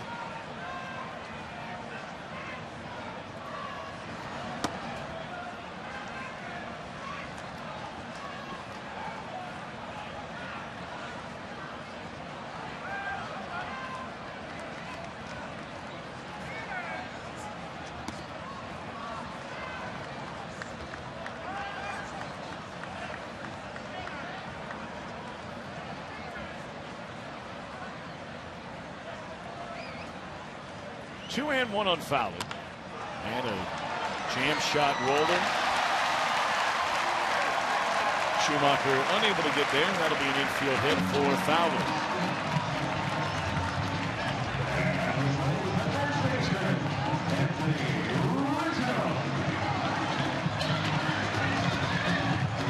So of DeSclafani's 70 pitches in this game, only 19 of those have come from the stretch. No Cub has reached second base. You know, that's the kind of play that makes you realize how much ground Brandon Phillips covers. Schumacher had to go a long way just to stop that baseball, and that's a play that we're just spoiled into knowing Brandon's going to make it every time.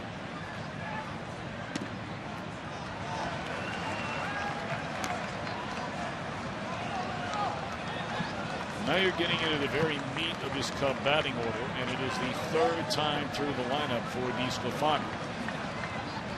Rizzo 0 for 2. The pop up to left on a diving play made by Bird in the 1st inning. And then a pop up to Frazier in the 4th.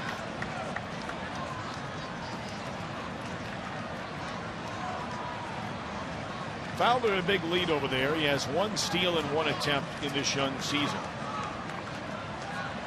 And now they're starting to step out on DeSclafani a little bit more here. We're just trying to disrupt his timing because he is in such a groove here tonight.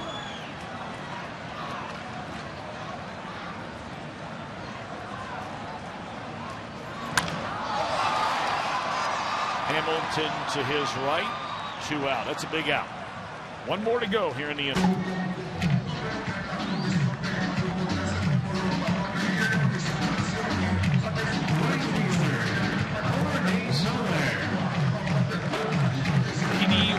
Pitches in the game for DeSclafani.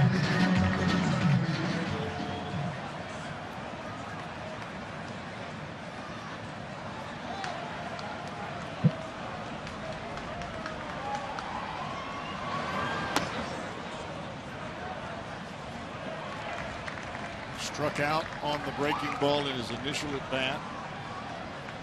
Went out and hooked the breaking ball in his last at bat. That was the single into left field. It was not a bad pitch. It was down and away, and he still got to it.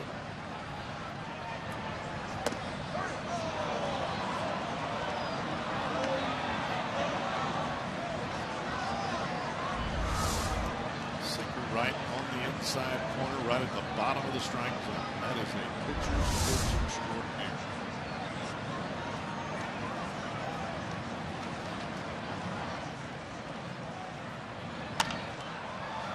elevated there on the fastball, and he gets ahead at 1-2 strikes on Jorge Soler.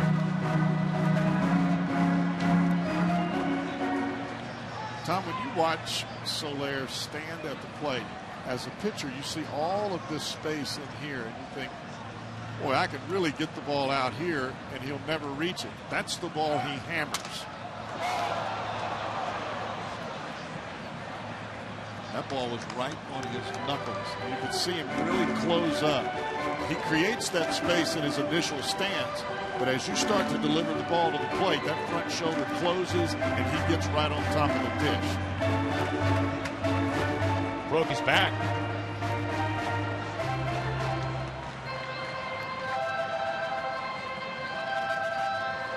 They had the runner going that time, Fowler. On the 1-1 pitch, now 1-2 strikes. Well, after that fastball in, you almost want to take a breaking ball here, start it right on the outside corner, and get it way off the plate. What they did, miss low and away.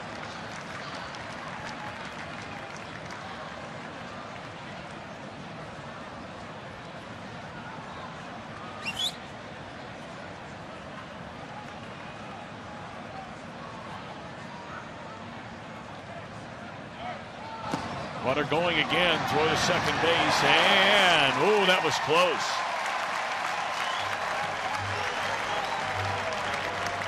Stolen base number 2 for Dexter Fowler. You watch where the tag is at second base, right on the top of the helmet. Fowler is a big fella. When you tag on the top of the shoulder or on the helmet, you better be well up the line. More times than not, that call is going to be safe. Fowler becomes the first Cub to reach second base in this game tonight against DeSclafani. Trying to make a pitch here now. 3-2 on Soler. Got him swinging. And that's that breaking ball you were calling for there, Cowboy. And he executes the pitch splendidly.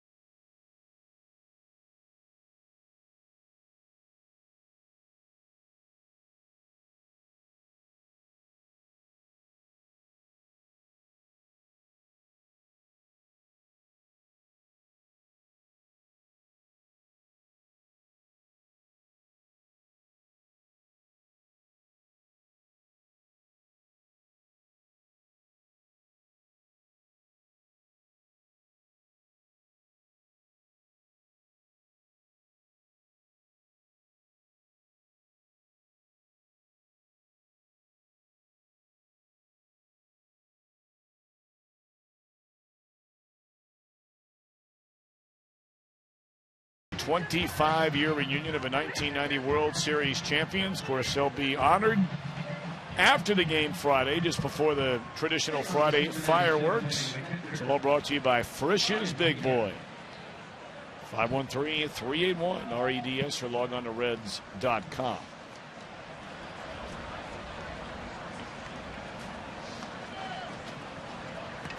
Arrieta still out there to begin the 7th. That one nearly got Pena, and they thought he might have gone around on the swing trying to get out of the way. He did not.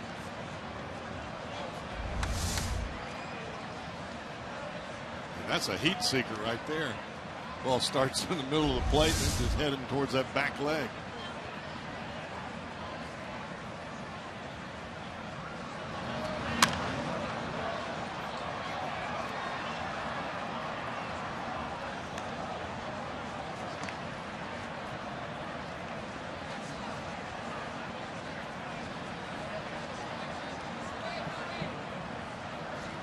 singing "Take Me Out to the Ball Game" tonight.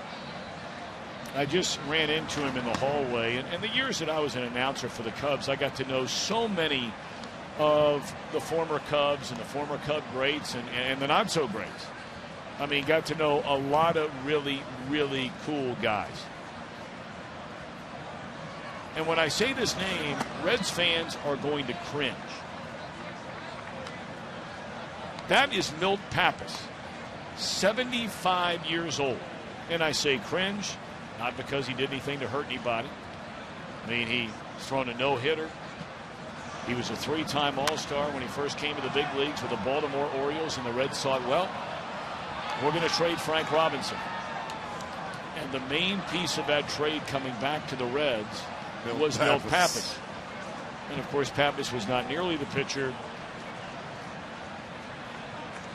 for the Reds as he was in Baltimore. He was traded by Reds president Bill DeWitt.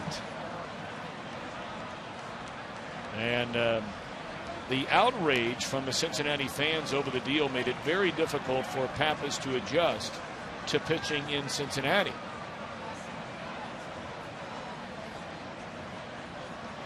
The trade was referenced in the 1988 classic movie Bull Durham. On the ground down to third. One away in the inning. That's when Susan Sarandon, remember her, the character there? Oh, yeah. She was quoted in that movie as saying, "Bad trades are a part of baseball." She said, I mean, who could forget Frank Robinson for Milt Pappas, for crying out loud? And there are a lot of Reds fans that feel the same way. Won 12 games first year he came over, but his ERA was more than a run more than it had been in his career with Baltimore. Yeah, there are no givens in any trade.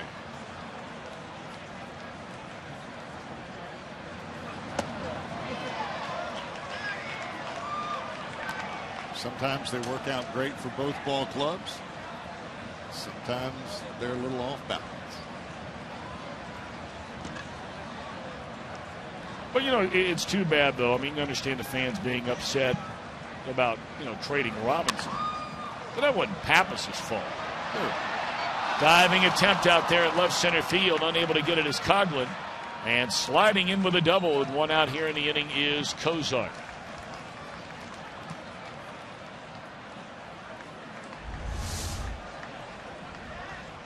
Breaking ball hangs middle in.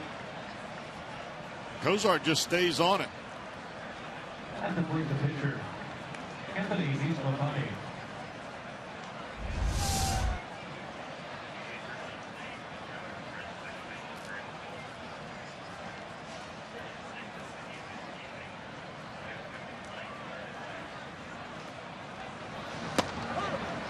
Well, we just received word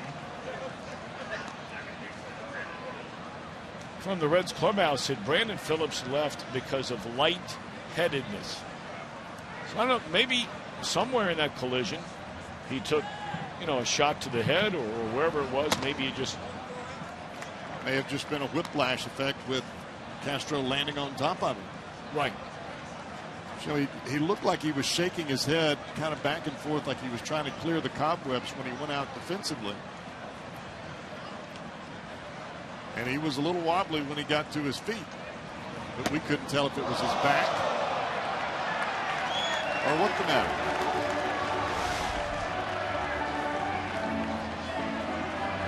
Oh, you know, you saw the hand there of Castro, right hand come into the back of the head of Phillips. Who knows?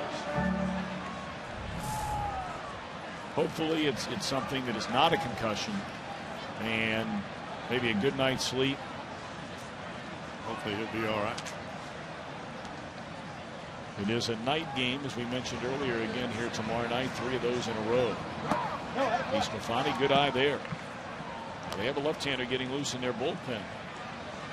And you wonder, then, do they stay with Arrieta the remainder of this inning, or are they just getting him loose in case Votto bats? They might want to think about having Hamilton bat right-handed.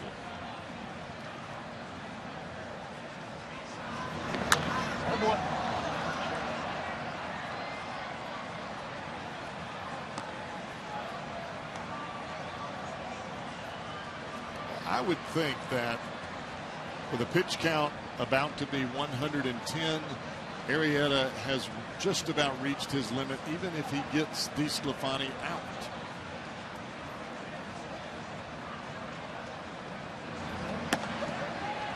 Yeah, that's what we're talking about Hamilton maybe getting turned around about right-handed. Maybe they bring in the lefty now. Yeah, here comes Joe Madden.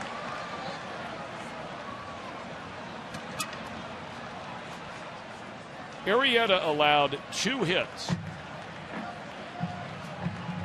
in 5 2/3 innings. That's every inning except for the 3 runs and 5 hits allowed in the 4th. So the our Skyline Chili call to the bullpen. Reds lead the Cubbies 3-0.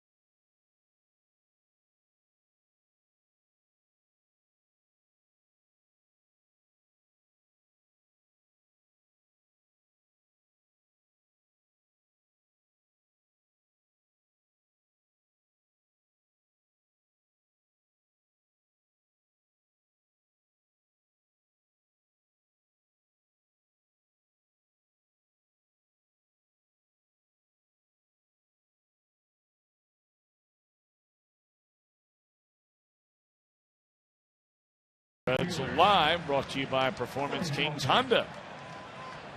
Brian Giesenslaw, Jeff Pecoro, Jim Day, Jeff Brantley and Company. Produced by Kent Dream Weaver. Zach Rosscup just brought up from the minor leagues today. He's gotten partial time the last couple of years in the big leagues. Big sweeping breaking ball. Pretty good fastball as well.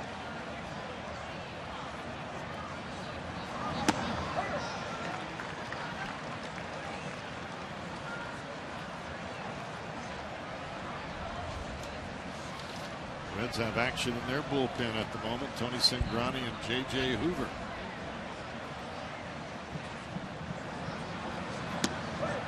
I'm not even looking down there yet. Latest guy's going tonight. The next time I look down there, I want to see the big fella. Heraldis.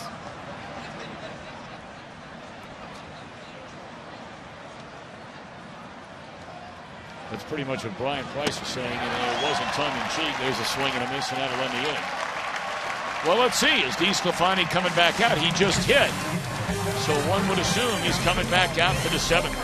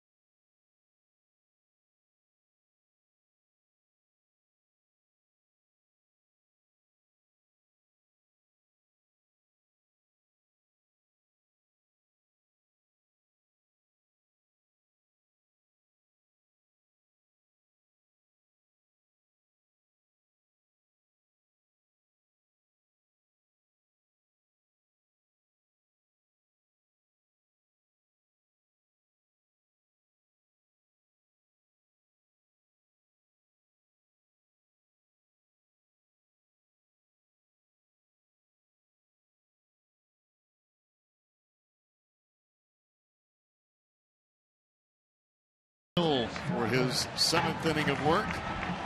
Coughlin, Castro, and Montero at the plate.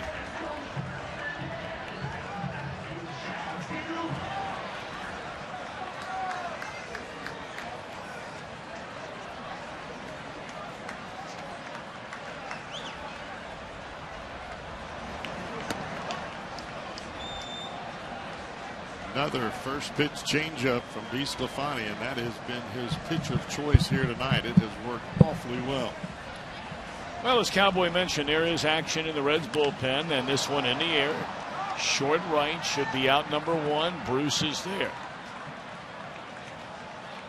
Well, as promised, our Miller time, these are going to be moments, and boy, this young fella tonight is second start as a Red, pitching here at Wrigley Field has been something. Well, he got Alcantara with the high fastball, but that last breaking ball that he got Soler with was a huge pitch. And then you see the acrobatic play behind the back as it knocked the glove off, still with the presence of mind to make the throw to first.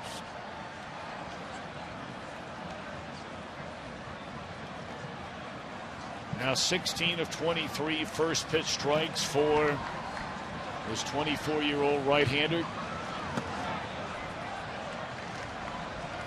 Reds fans just getting to see Anthony DeSclafani.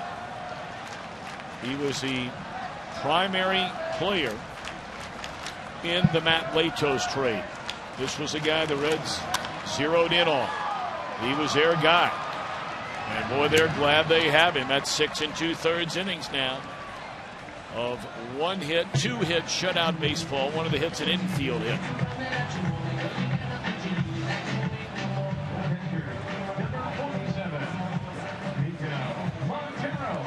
He's walked 2. A 1-out walk in the second. He got a double play after that and a 1-out walk in the 5th. He just doesn't seem to get caught up too emotionally in what's going on. He makes his pitch. He takes it pitch by pitch. And normally you see that in a guy that's been around for 5 or 6 years, not for a guy that's making his 6th or 7th start. DeSclafani's minor league numbers coming up through the Marlins system, and man, it was a quick rise through their system, were really, really good. Went 11-3 1 year. The next year went single A, double A. Went 9-6 with the ERA right around 2.5. That's only 2 years ago now. Last year he started the season at Jacksonville. They moved him up. That's double A. They moved him up to New Orleans, where he went 3-3 with a 3.4 ERA in 12 games, 11 starts. Then made 5 starts, 13 games overall with a major league club. I think what you notice about the stats, at least what stands out for me with those minor league numbers, he has always been a strike thrower. That tells me something about the inner confidence that this kid possesses. It's going to be a 1-2-3 inning. In the 7th, Anthony DeSclafani. 7 spectacular innings here in Chicago. Do they leave this guy in for the dreaded 8th?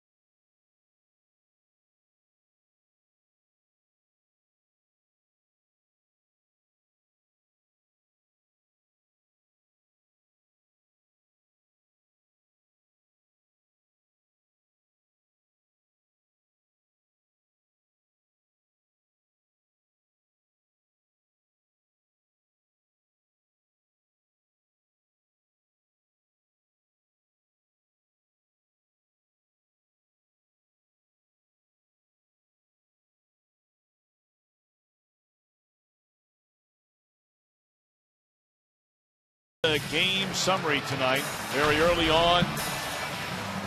Great play in the first inning in left field by Marlon Byrd. Brandon Phillips with a dandy in the fourth.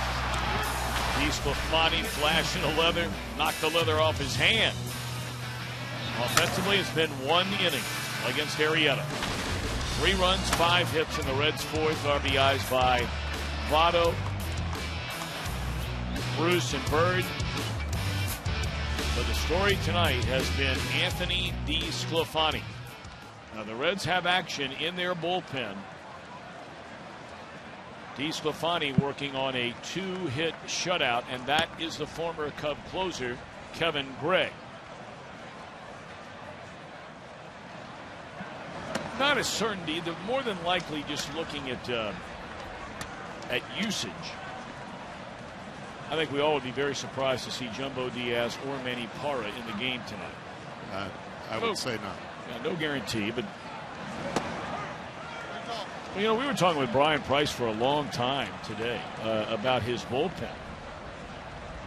You lose the last 2 days like the Reds have lost, and that's topic number one, because those are deflated, as Brian called them, morale-busting losses. And he said, look, every game we have played has been 1-run or 2-run games all the way through the games.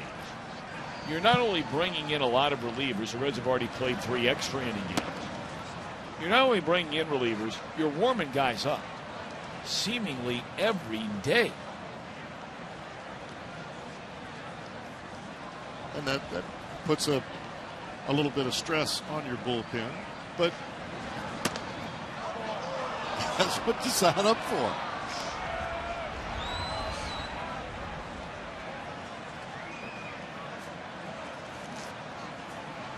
Votto 2 out of 3, knocked in the first run of the game when singled by Hamilton, who stole second, leading off the fourth, scored on the hit by Votto. And there's a walk to begin the inning.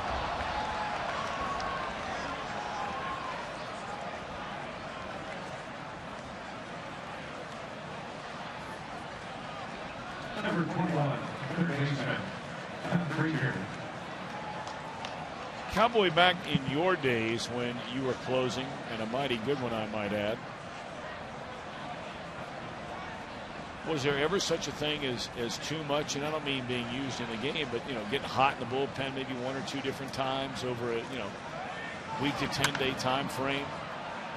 Frazier lifts one in the air. This should be an out. 1 away. I think the warm-up issue can be a little overstated sometimes, simply because for a veteran pitcher, you have a pretty good idea about when you're coming into the ballgame. And I think that can be more of a concern for a younger pitcher, a guy that's first coming to the big leagues, because he really doesn't know, okay, well, do I just soft toss here and just kind of get a little bit ready and then take my extra throws when I get out there, or do I follow my adrenaline that my heart's beating 1,000 miles an hour, that the phone rang and they got me up in the bullpen? But I think for the most part, you've got guys that have been around the game long enough down there in that bullpen. They know whether to get hot or whether to just get 80%. And to me, that's the difference in whether you can use a guy every day or whether you can use him once every 3rd or 4th day.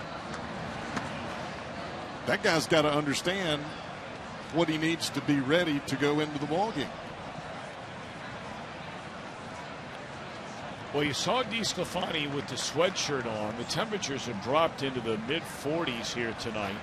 And Gregg is throwing like he's coming into this game in the bullpen.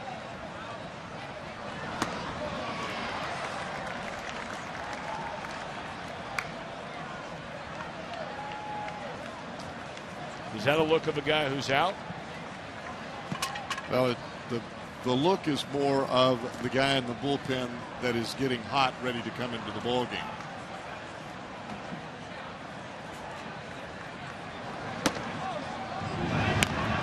Tell you what, that shot we just had of DeSclafani, we'll go back to it again.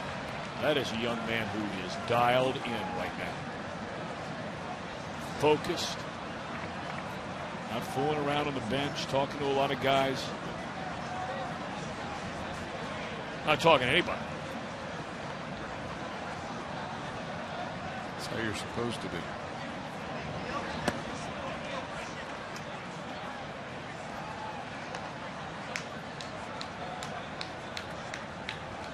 Well, if indeed he is out of this ball game and the Reds will go to the bullpen here in the 8th, he has pitched off the hook here tonight.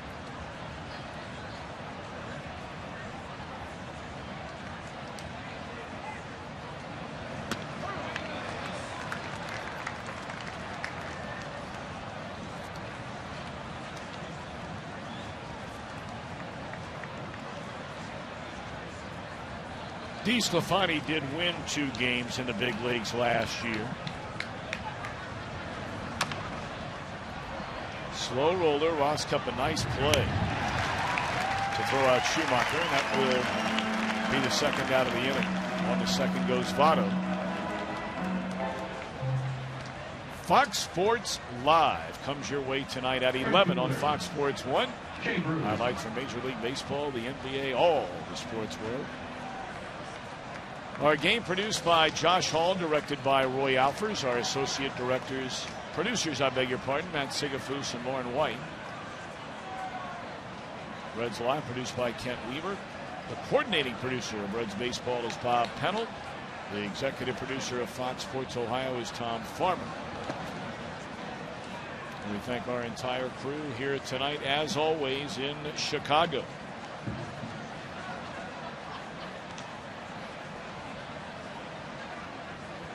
A 4th run would be a big run. Jay Bruce has knocked in 1 run already tonight, a hit in 3 at bats.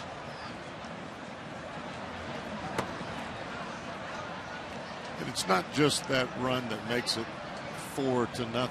It's the fact that when you continue to score as an offense against your opponent, it kind of takes their spirit away, especially late in the ball game.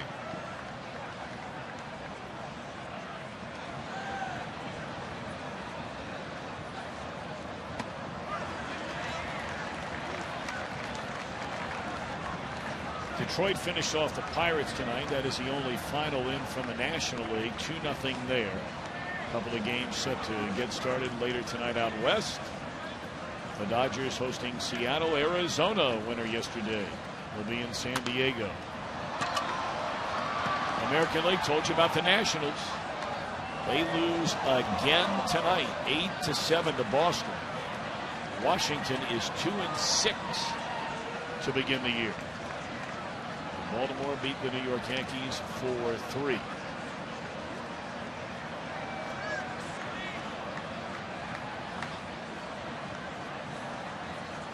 Two-two to Jay Bruce. Inning over. Cubs have the bottom third in the batting order coming up in the 8th. Will it be Kevin Gregg to take over? The Reds lead 3-0.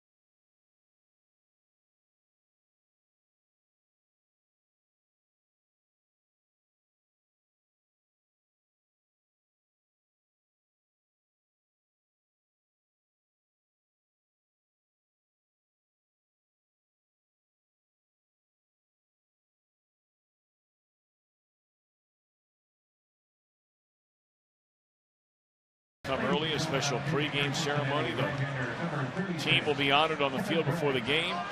That's part of our Super Saturdays as well. And the first 25,000 fans receive a Nasty Boys triple bobblehead thanks to PNC Bank. That'll be a 1:10 start. Well, the answer to the question, Anthony DeSclafani will give way to the former Cub closer Kevin Gregg. Reds lead 3-0. It's been a very rocky beginning to the Reds' career for Kevin Gregg. Now, you've got 7, 8, and 9 in the batting order. And he's fallen behind Matt Caesar, the pinch hitter, 2-0. 2-1.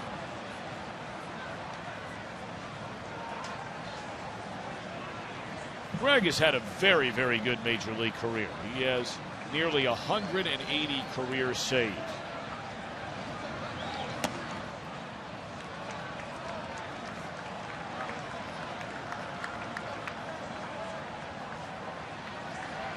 Now pitching in a different role for the Reds. They brought this guy in late. Made the team in spring training.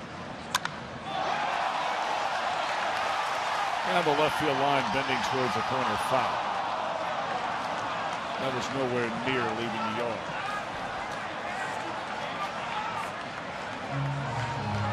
You take away Aroldis Chapman's numbers, and these are those tallied by everybody else in that Reds bullpen.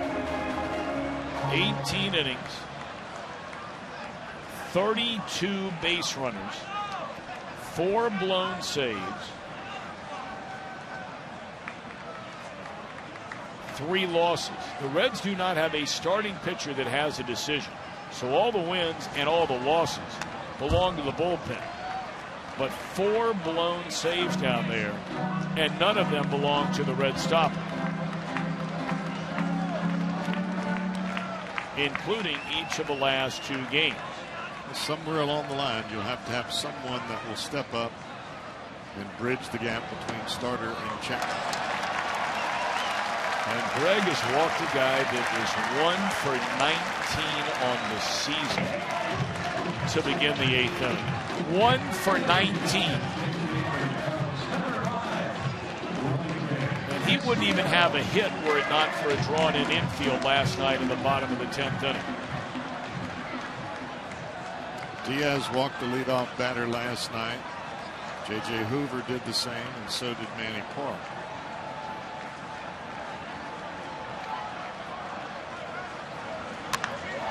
High fly ball, left center field.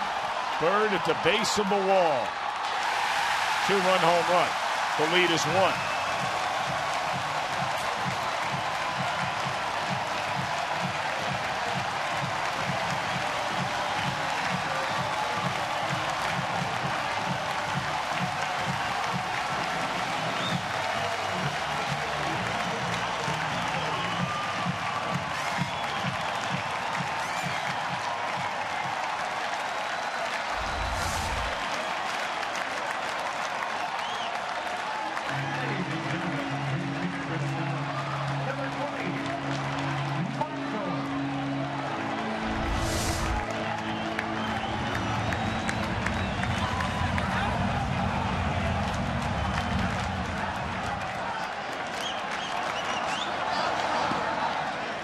Cingrani begins to throw for the Reds in the bullpen now. Somewhere you've got to overcome the cloud that's hanging over the rest of the bullpen and those stats that we showed you earlier. Mike Holt off the bench. There's a fly ball to center field. This might be all for Gregg. They may go get Cingrani right now. Turn Fowler around. I don't know that he's ready. Well, he was up earlier, and he's really not even throwing a lot of pitches at this point. That's assuming that he is ready for just a couple of more, but who knows? Maybe they'll keep Gregg in there to face Fowler, and maybe Cingrani will then see Rizzo. We'll see. At this point, would you even consider Chapman? sure you consider him, but you've also got to consider that he's got to pitch in September as well.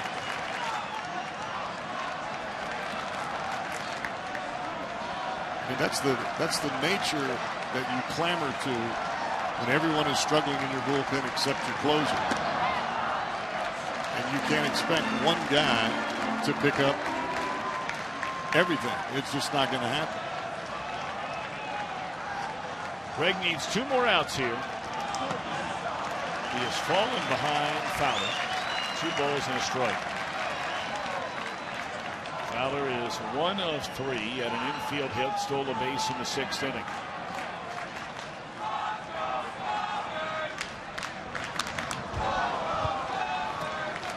Two runs in the 8th tonight.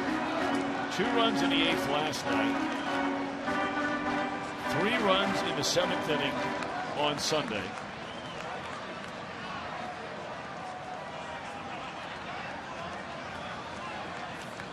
The 2-run home run by McCutchen on opening day also came in the 8th inning.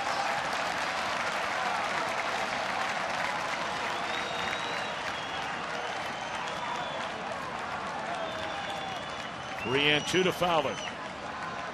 Rizzo will see Cingrani.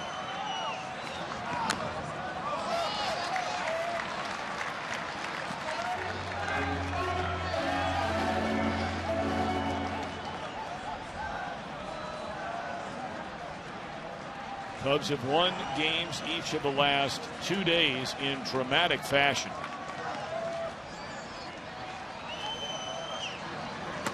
Strike 3 called. Good pitch there. Off speed on a 3-2 delivery. It's a nice pitch.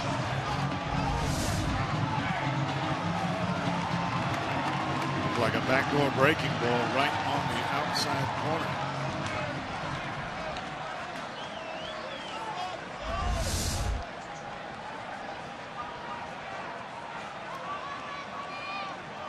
Brian Price will take the ball from Gregg, who allows a walk and a 2-run homer. Gets the next 2 batters. Cingrani is on to get 1 man out.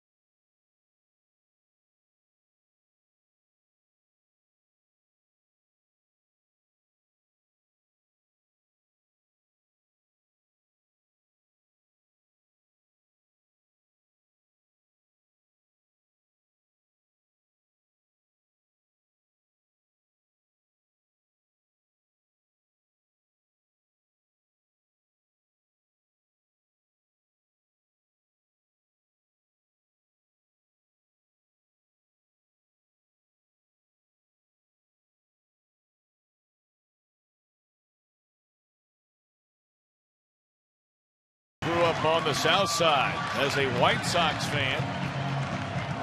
He now comes on from the Reds bullpen to face Anthony Rizzo. 2 outs. Reds lead by a run last of the 8th inning. Maybe the numbers last night. He had 8 of his 32 home runs against left-handed pitching last season. It was the first year he did anything against left-handed pitching. High and tight on that first one.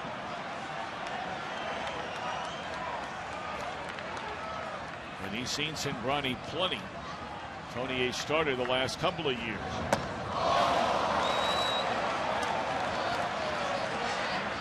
One of our favorite interviews ever on Reds baseball was with that man, Mr. Cingrani, when Tony pitched here for the first time and said, I would never step in this ballpark were my son not playing in it.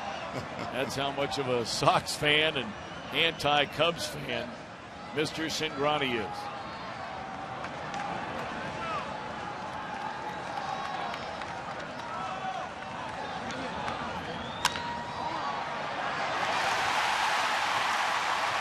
That's a base hit. And now Soler will bat, representing the go-ahead run.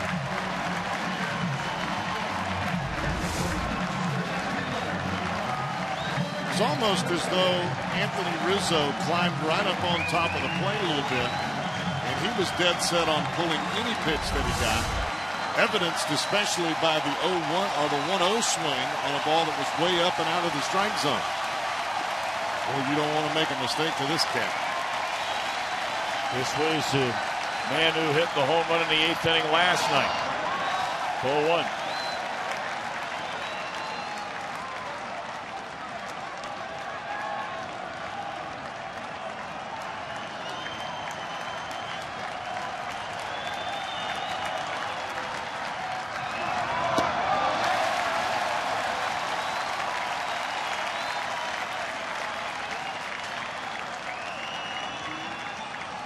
Anthony DeSclafani, 7 innings of 2-hit shutout baseball. There is only one thing on Soler's mind, and that is hitting it into the seats. Kevin Gregg came on here in the 8th, walked the first batter in the inning before giving up a 2-run home run to pinch hitter Wellington Castillo. He got 2 outs. In comes Cingrani. Allows the hit to Rizzo. And now 3-0, and Soler, anything close, will have the green light and will come out of his shoes.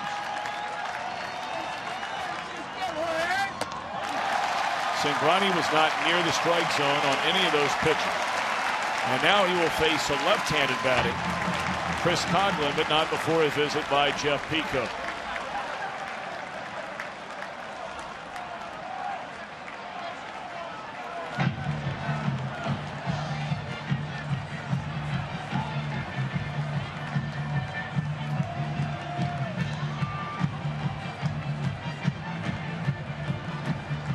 Coghlan, not a great hitter against left-handed pitching, but he is a very good fastball hitter. And after 4 pitches out of the strike zone to Soler, you have to wonder, if you're Coghlan, do you try to keyhole a first pitch fastball here?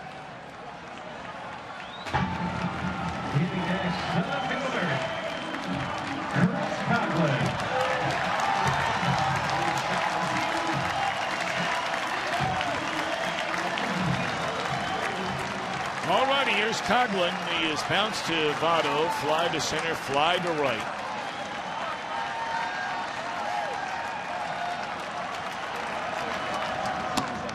The first 2 days of this series, the Reds bullpen has faced 20 batters. 11 of the 20 have reached base. 1-0 to Coghlan. On the outside corner, a strike. Cingrani trying to put out the fire here in the 8th and give Aroldis Chapman a chance in the 9th.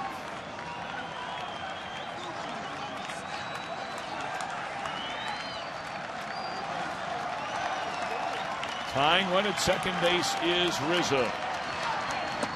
Beautifully done in the outside corner. At 92 to get ahead. He just painted 2 consecutive pitches right on the money. Brian Pena barely moved the mitt. For a batter, that's not a pitch you want to even think about swinging at. Now you may not have any choice. 1-2 pitch, time is called. Ball got away down in the bullpen.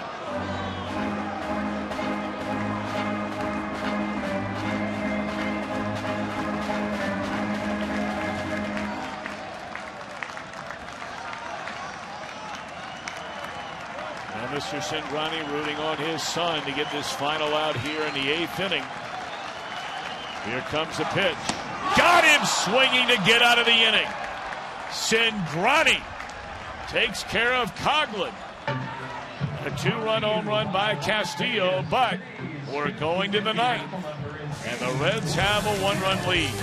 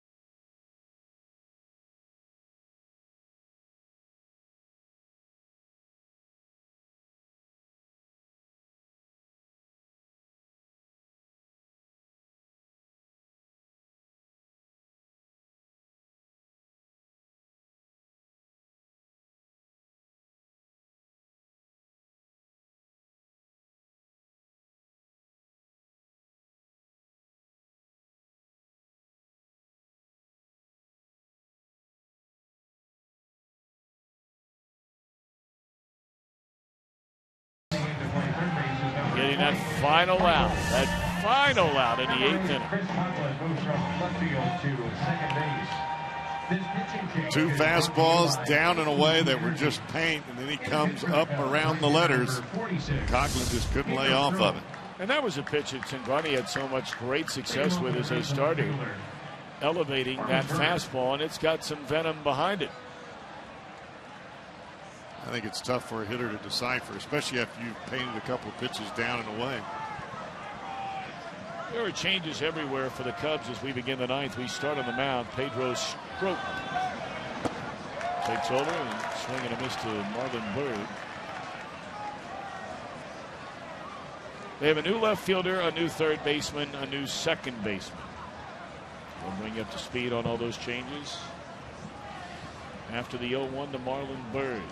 1 of 3, an RBI single in the 3-run 4th inning. Matt Caesar, after pinch hitting, remains in the game to play left field. Coughlin comes in to play second base. And Olt is now at third.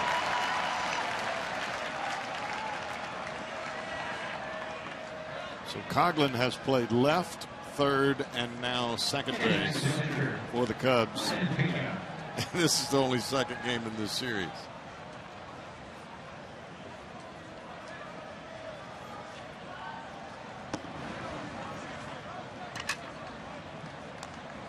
Pena, 0 for 2, has drawn a walk.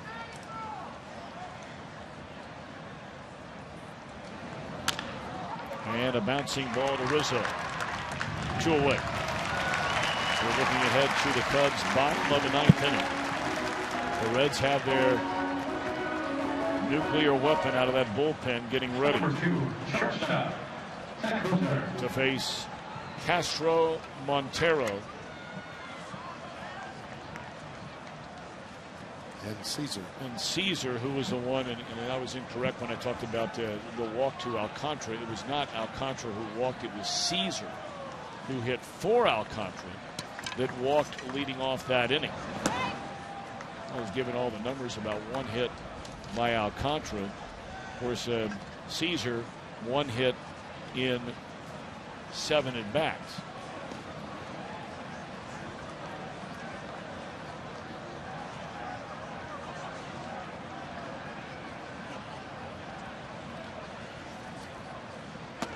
Now, the Cub bullpen has been a major strength the early part of this season.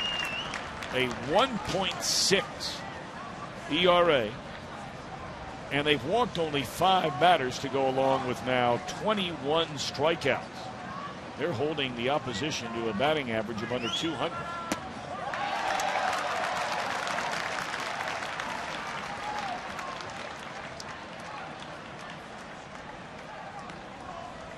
In fact, their bullpen riding the wave of a 10-inning scoreless stretch.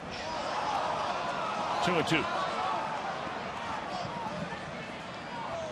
Normally, when you're coming into the ball game out of the bullpen, you're in a crucial situation. Any walk is going to hurt you. Multiple walks create disaster.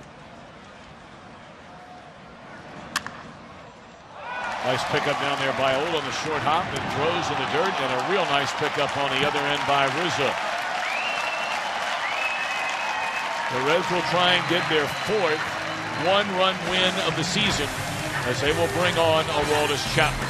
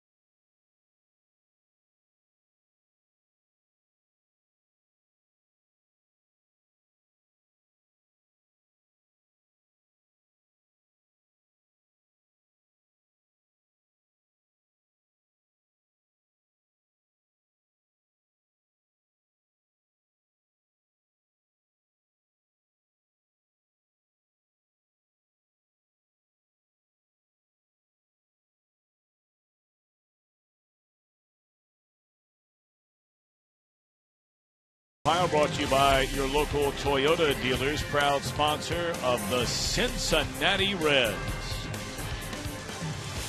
Tomorrow night, 7:30 Eastern, and 30 minutes before every game right here on Fox Sports Ohio. It's Reds Live, presented by Ray St. Clair Roofing. And the pitching matchup tomorrow night. Jason Marquis got off to a sluggish start, first 2 innings in that game against the Cardinals, gave up 3 runs, and that would turn out to be all he allowed in 6 innings. Should have gotten the win. Reds did win that game, and he'll be up against the one-time Red, Travis Wood. But that's all the mark. Right now it's 3-2 Reds in the 9th, and here comes Aroldis Chapman.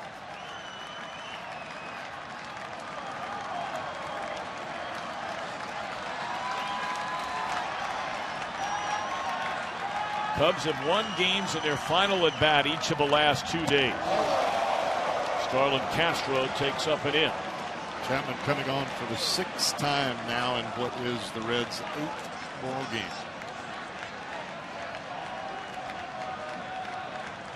5 innings, 2 hits, no runs, 1 walk, 7 strikeouts. And Chapman has a win and a pair of saves.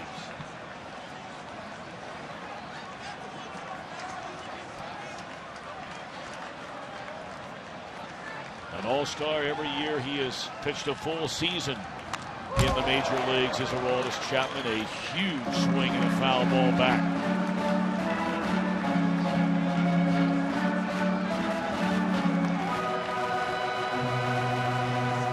Chapman, so many seasons of a first by a pitcher and or a reliever.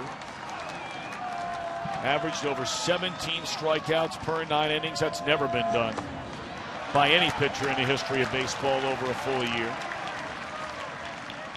first pitcher ever to have his fastball average 100 miles per hour in a season, and became the first reliever ever to strike out a batter in 40 straight appearances. 2-2. Castro Boyd as he finds a hole into left field to start the 9th inning.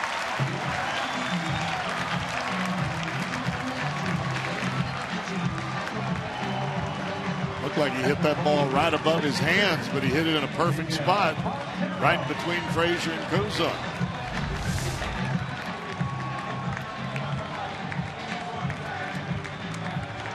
You know, you wrestle with the no doubles defense. A lot of teams just automatically play it, and the Reds weren't necessarily playing it there.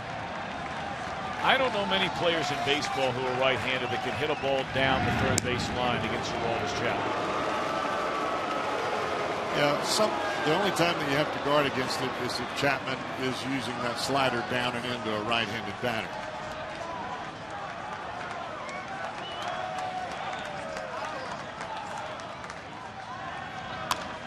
Montero, first pitch swinging in the air, short left field. Marlon Bird coming in, 1 out in the 9th.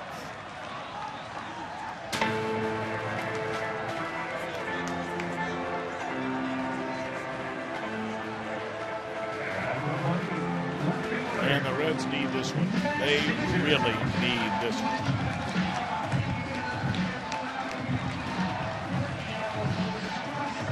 And look, it's the 8th game of the year.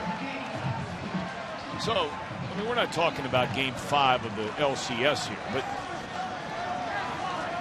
the way they've lost, you really need it.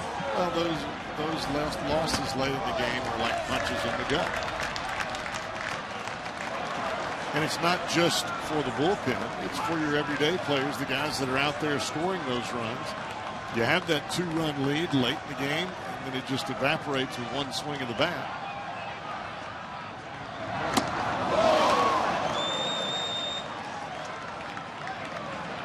What Caesar not getting cheated on that cut. Mercy. He's swinging hard, but he may want to start a little early. No, just stay right there. Yeah. All right.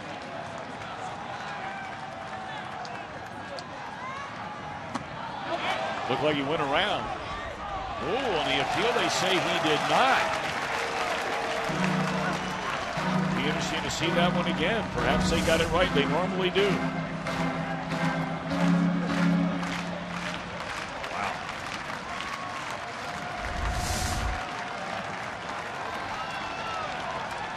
David Ross is the last bat on the Cubs bench. And he is standing in the on-deck circle. That is the pitcher spot due up next.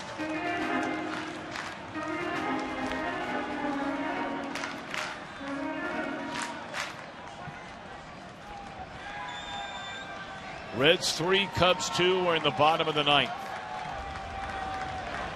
1 on, 1 out. Chapman against Caesar, a 2-2 pitch. Here it comes.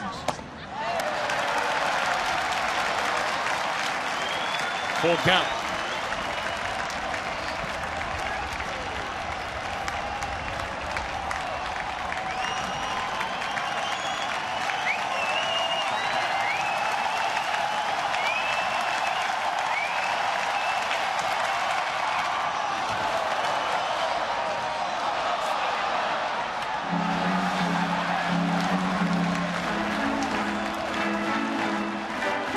Don't know if Aroldis has even thrown a slider here in the inning, has he? All fastballs.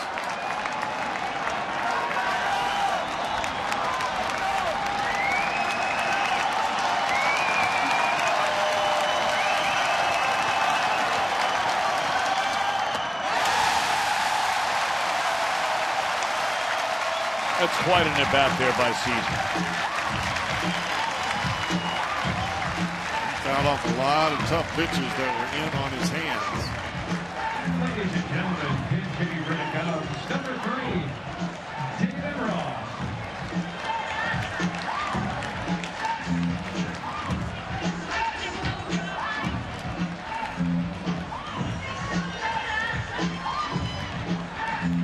Chapman has been just simply spectacular by and large against everybody, but no more so than the Cubs. His last 11 appearances spanning 11 innings, not a single run, 10 saves.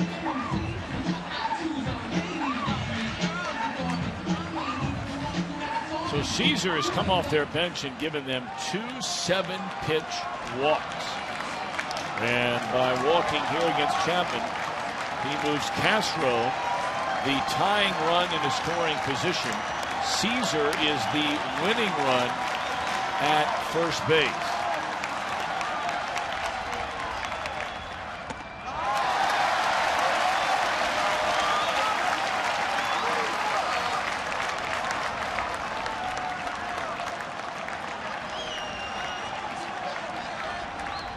Maybe something mechanical seen there by Brian Pena, stepping out in front of the plate and signaling some body motions a couple of times to Chapman.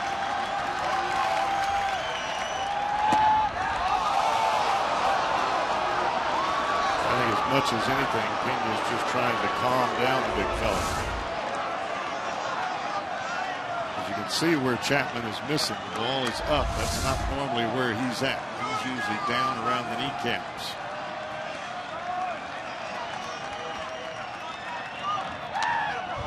And they've taken some decent swings. Not anything it's been, clubbed down the left field line or any of that kind of thing. But you frequently hear that guys are at least close to being on a fastball if they foul it straight back. And still no sliders in this inning by Chapman. Not that I've seen. 1-2 pitch. Strike 3 called. Right down Broadway. One more out to go for Aroldis Chapman.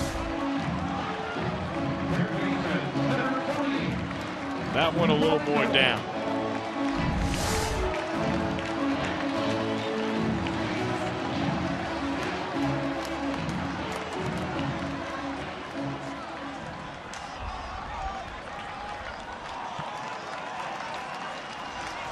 Now Mike Olt.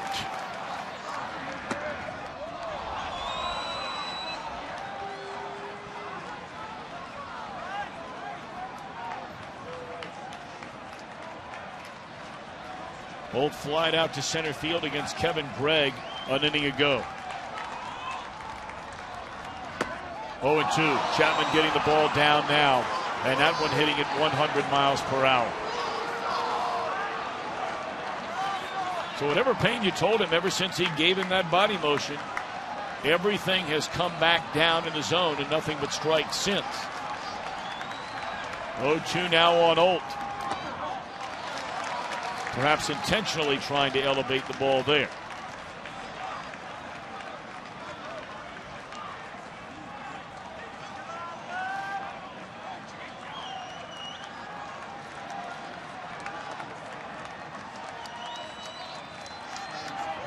Game over.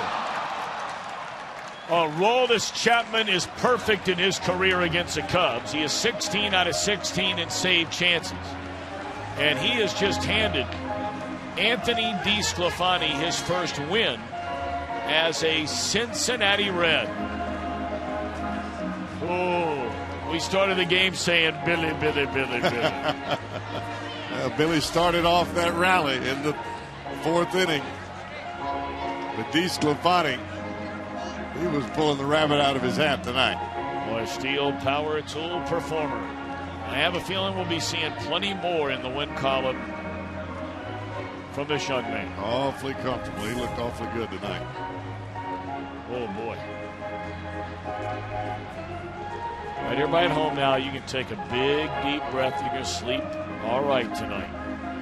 I mean, I'm getting texts from friends of mine, and they're throwing stuff in the